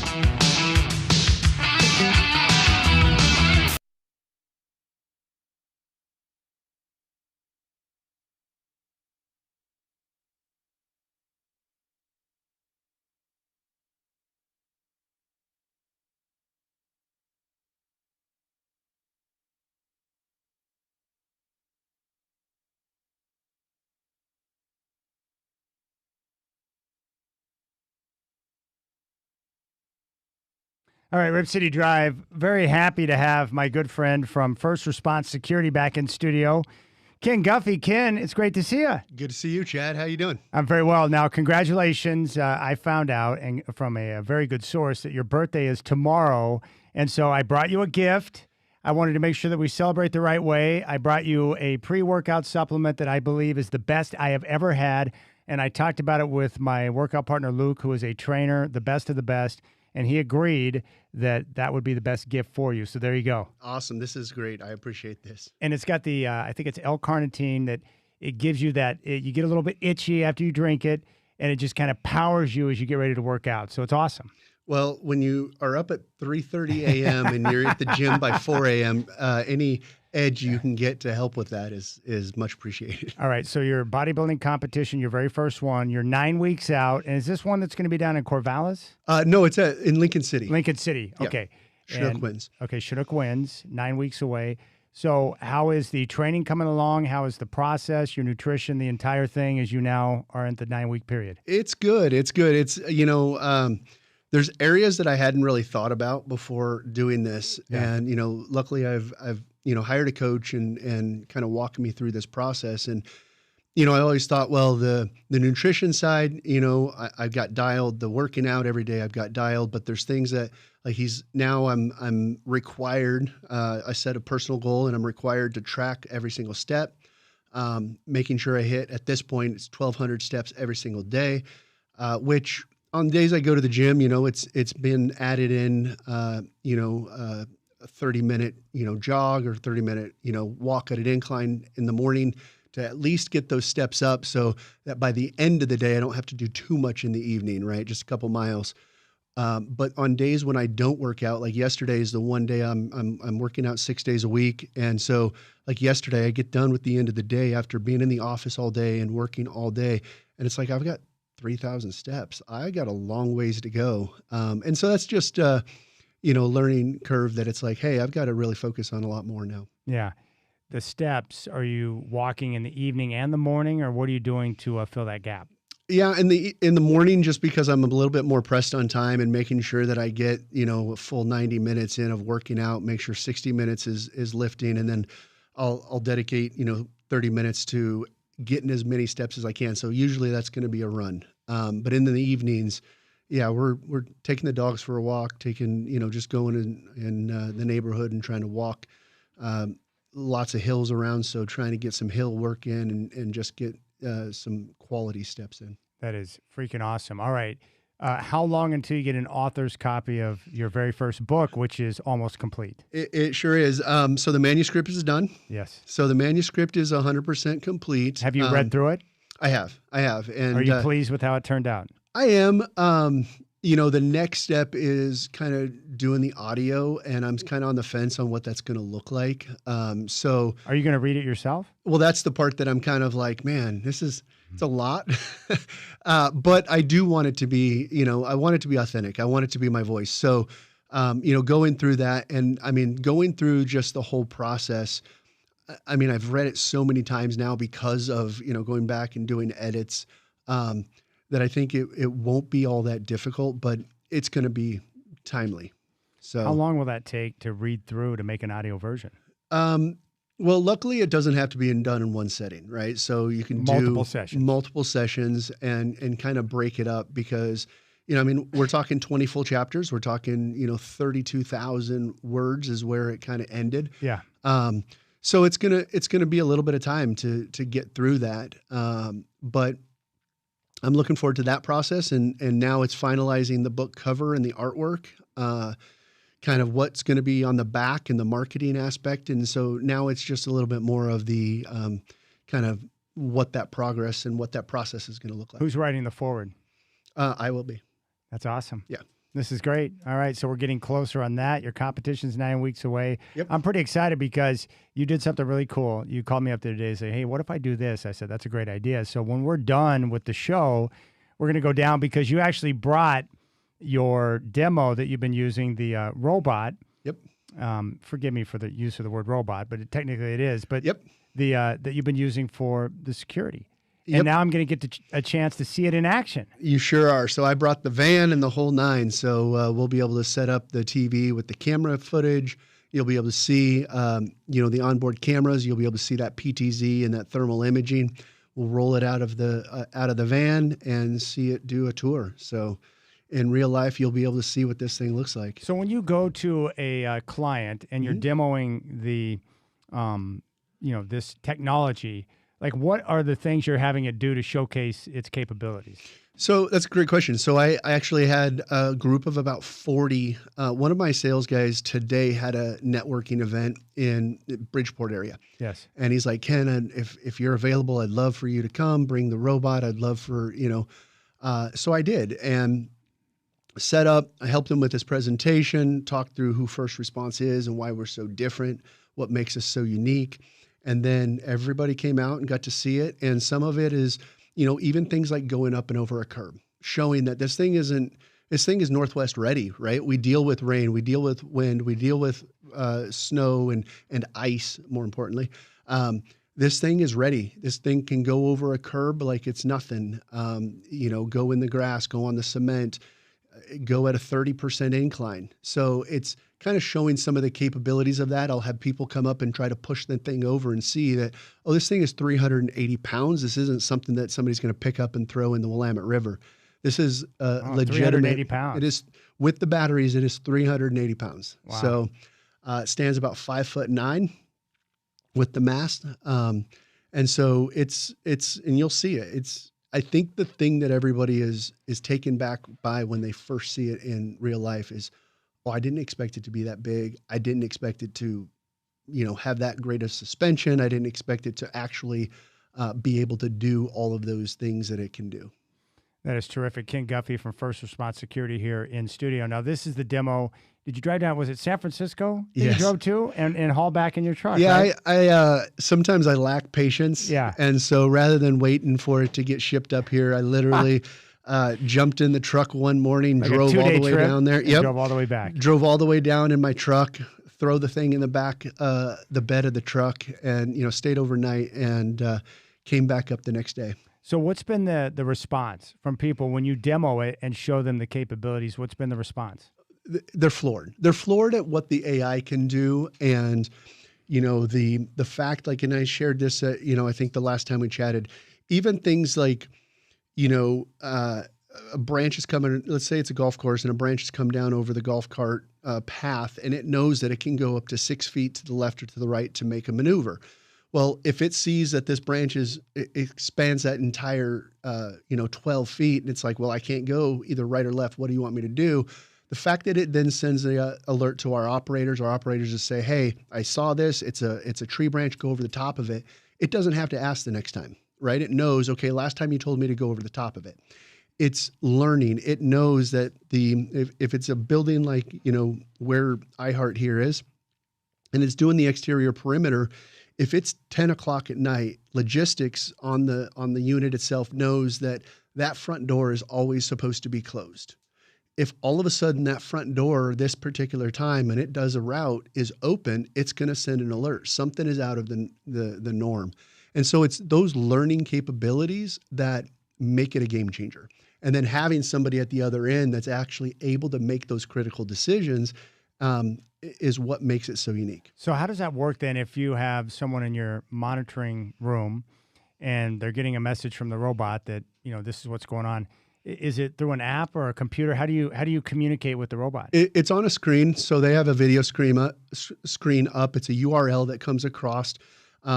They will always have it up in the background, but when it goes into alert, when it's at, and you set the parameters, like let's say that a building like this and it's going around the perimeter. If you say from Monday through Friday, 8 to 5, we only want you to focus on this. Maybe I only want you to focus on people in the parking lot because the idea is we want to stop, somebody that's car prowling. So I only want you to focus on this area. Then after 8 p.m., maybe you say after 8 p.m., nobody should be on the property. So we want you to send an alert on everything. So you set the analytics and the schedule on what you want it to do. And then when it sends that alert, it comes in, beeps on their screen. There's no missing it. It has a red outline and says, hey, there's something going on. You need to take a look at it. And then it comes up to that operator that makes critical thinking, no different than an alarm signal that comes in or a fire signal that comes in, where now it's like, okay, now I need to make a critical decision.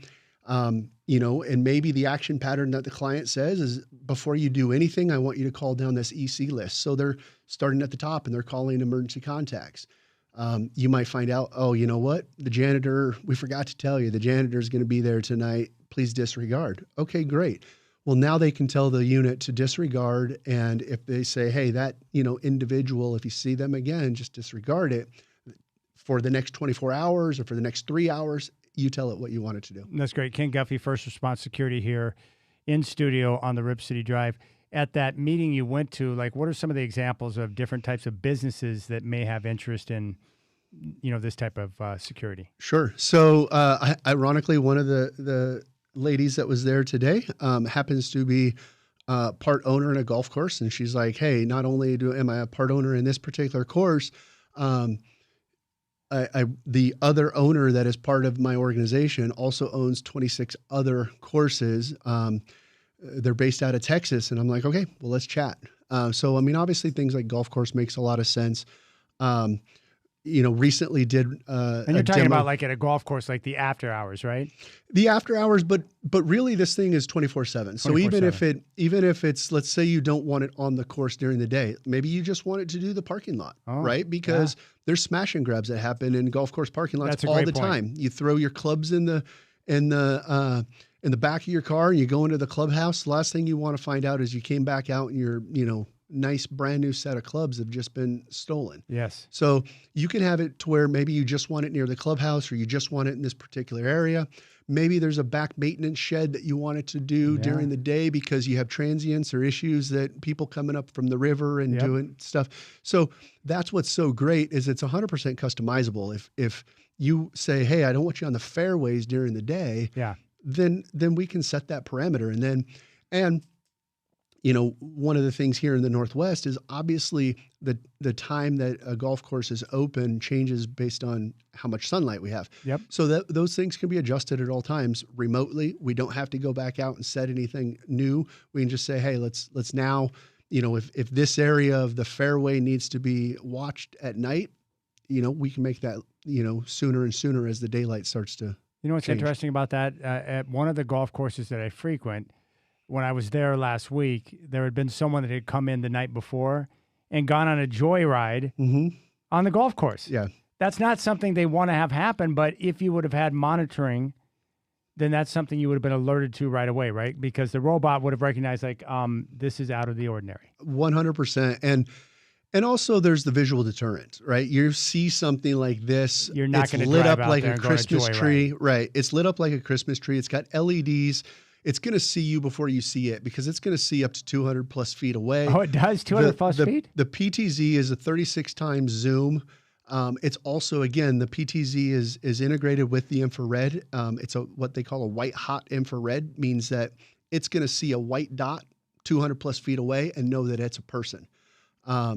So, it's going to see you, it's going to send that alert. And then, that operator's got to make that decision on, okay, what do I do? Do I send one of our officers? Do I see a crime in progress and I send both PD and our officers? Do I call the emergency contacts? What's my next step? That is terrific. Ken Guffey from First Response Security in studio.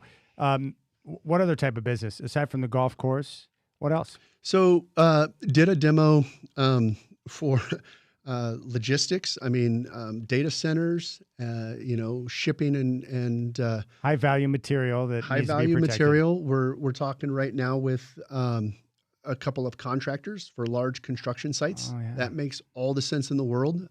You've got high value items or equipment out all night, and a lot of them do hire us or a security company to do, patrols and stuff. Again, this as much higher ROI and a lower cost for those, clients. So in the cases where it makes sense, really it's any large area, perimeter security, exterior, that it doesn't require a person to walk upstairs or check a door, those types of things where it's like, hey, look, if you can pay a fraction of the cost to have something like this, then it makes all the sense in the world. So basically with the technology, within the robot, then it would be nearly impossible to sneak onto the grounds of whatever business we're talking about without being detected by the technology. 100%. So as long as it is in that area, it's going to pick anything up in that area, right? Obviously, if it But goes that's around, amazing that it can do that. That's analytics. That's where AI is going, and the reality is that's where AI is. And that's it. But it's only as good as the people on the other end, right? And I want to say that because, there are other companies out there. There is some competition, but the difference is you find out, tomorrow that something happened last night. So what you wouldn't want is that same golf course saying, hey, we went with a robotics company and we've got this, cool, AI unit that can go up and down the golf course, and then it tells us if something happens. Well, it wouldn't have stopped that scenario you talked about because, you would have found out that, somebody was here last night. Yes. You might even have a description or, some information to give to a detective after the fact, and hopefully they follow up with it, right? Yeah. But the idea is real time. We've got somebody watching it at the other end. We've got our patrol officers that are responding to it. And again, what I'm so excited about with this is because we have our electronic security company, because we have our guard services company, and because we have our own central station, nobody else can use the robot and use that technology the way we can. That's right. The 24-hour monitoring is amazing. It's a game because you've got changer. someone in-house watching and monitoring at all times. 365 days of the year. We not that I'm going to, divulge client information, but school districts, whether it be their fire systems, their intrusion systems, we're monitoring, state buildings, camera systems all through the night. We're monitoring, over 7,000 different clients of our own that are, that again, we're monitoring those all throughout the night. Gosh, that's awesome. Ken Guffey, the president of First Response Security, is in studio. We'll come back, and when we do, we'll finish out the show with Ken. And if you want to jump on board, 503-248-0620. I'm just excited because when we're done here, I get a chance to see it in action. I just can't believe how good the technology is now. With what you're able to do with AI, it's mind-blowing. Yeah, and even, like I said, even the fact that it's able to learn. Yeah. If I go around this area, that window up there is not usually open. Now it's open. Now I'm going to send an alert. And because we have the exclusive, partnership with this company, what's so great about it is if we say, hey, a client wants this, they go to work on the code to be able to get it to do that. That's great. And so you can adapt based on a client's needs then. Yeah. So I mentioned, I almost got myself in trouble by telling you the whole Sherwood PD situation, right? Yep. So he's a good friend of mine, the chief of police there. He's interested in one of these things, and he said, Ken, would it be able to go in the downtown area and do parking enforcement? So I get hold of, the robot company, and they're like, absolutely, that's easy. We would set the route, and it would look at the license plate camera on every single vehicle, and then if whatever parameters we say, like tell me if within 2 hours this same car is in that same location, right? Sends a report. And that report doesn't even have to come to us. If they want it go directly to, whatever at sherwoodpd.org, that's fine.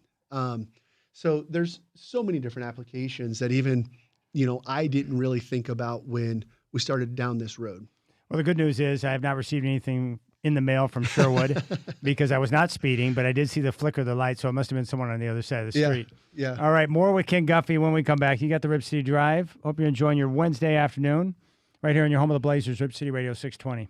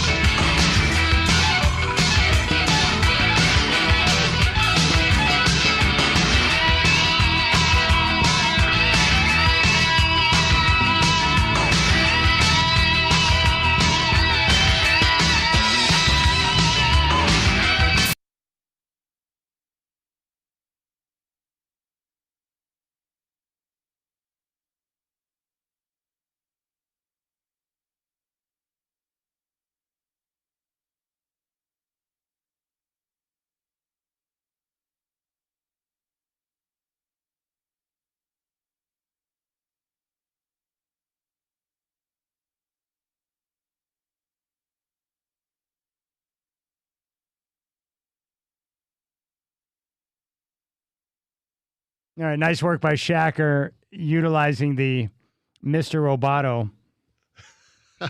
So you're just showing me pictures. So you have 2 Frenchies? Yes. How much do you enjoy them? Oh, they're a hoot. Do they both gravitate towards you? They do. Do they compete for your attention? They do. Well, and it's funny because one, and they're not from the same litter. And matter of fact, Julie, when I met Julie, she had Waylon. Yeah.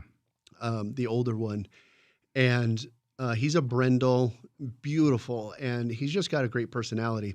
But then we got Chandler together, and they could not be more opposite as far as just personality and whatnot. But they get so jealous of each other when you start petting them. It's like, well, wait, you're not petting me. Wait, you're not petting me. But they have benefited. They love the fact that we get so many steps in because they're like, hey, we're going on a walk again? Yeah, they love that. Yeah. I don't know. I don't think I told you this, but so a few weeks ago, maybe a couple of months ago, I got a phone call from a guy, Matt in Colton.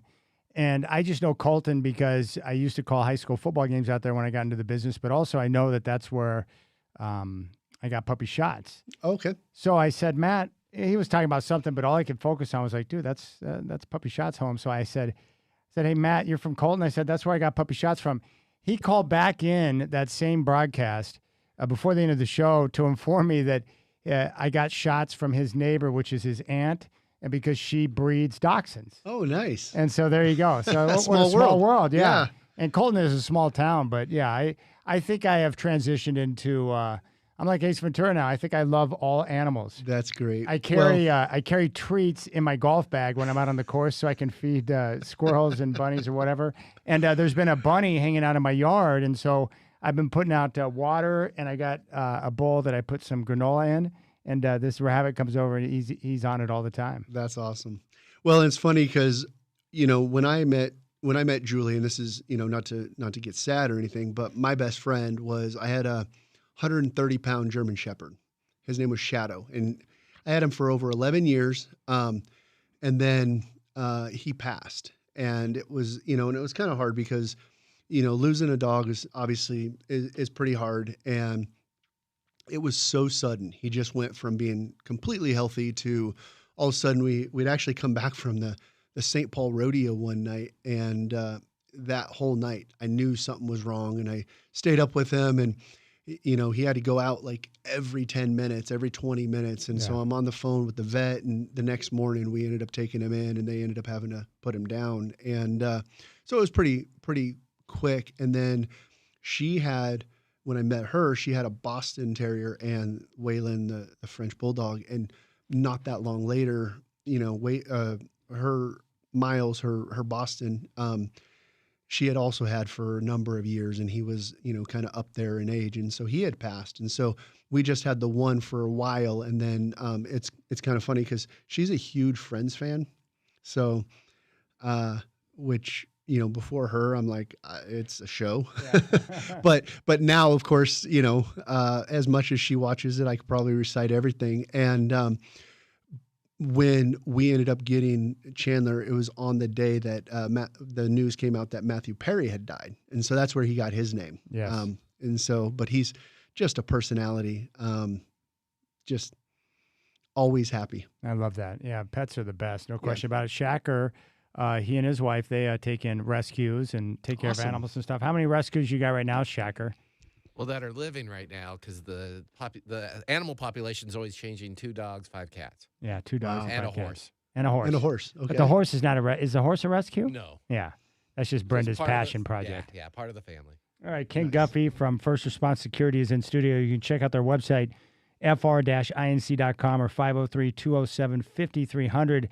One thing I was interested in, so let's say that, someone calls in to First Response Security. So how does that process work with someone from your team? How do they go about diagnosing their situation and recommending what type of security service they may need based on what you offer? That's a great question. So one of two things: either they're calling in because they already know specifically, hey, I'm calling because, maybe it's a property management company and they're saying, hey, I'm calling in because I need, on-site security, or I need patrol services, right? Or they're calling in and saying, hey, I'm a homeowner and I want to take a look at what you have. one of the big things that we like to do is at no cost, a full audit, because what it does is allows us to, even things that we don't do, it allows us to talk to a client about what other steps they can take to stay safe. So, matter of fact, next week, I'm actually going out to one of our clients who's a healthcare facility, and they have multiple locations, and I'm doing a full annual audit for them, talking about things like landscape. How close is the shrubbery to, your building? If, and coming from, my background in law enforcement and stuff, I can tell you that 90% of crime happens by opportunity. You take away the opportunity, you're taking away a lot of that, that crime. And so things like taking a look at your lighting at night, things like your landscaping, things like, holes in the fence that go unrepaired. So we're going to take a look at all of those things. Take a look at the access systems that you have.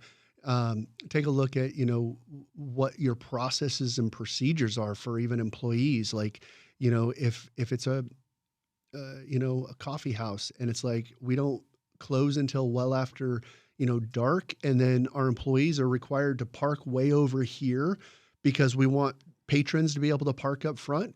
It's a simple conversation to say, hey, what about like before closing, just 10 minutes before closing, you allow the employees to move their vehicles so that they're right by the front door, so that when they get off and clock out 30 minutes after everything else and they're walking out at night, it's open up those type of conversations.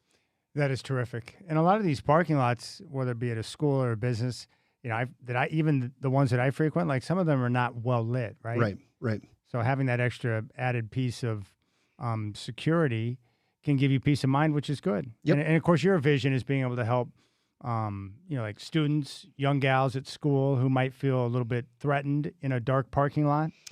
And you said that you could actually push a button on a robot to call someone? Yeah, my vision, and having, two, now I used to say teenage daughters, they would kill me if I said that, having two adult children, two adult female children, taking away the opportunity for things like sexual crimes is a huge passion of mine. Yeah. So having a robot on a university and having the ability to walk right up to it, push a panic button, and knowing that there's a person on the other end that says, can I help you? Say, hey, I don't feel safe. My car is in this area. Okay, we'll follow you, right? Being able to have a live person on the other end of that, not try to look, where's that blue station? Where's that phone? How do I get a hold of campus security? It's right there. It's roaming. You can walk right up to it. And that's a game changer for me.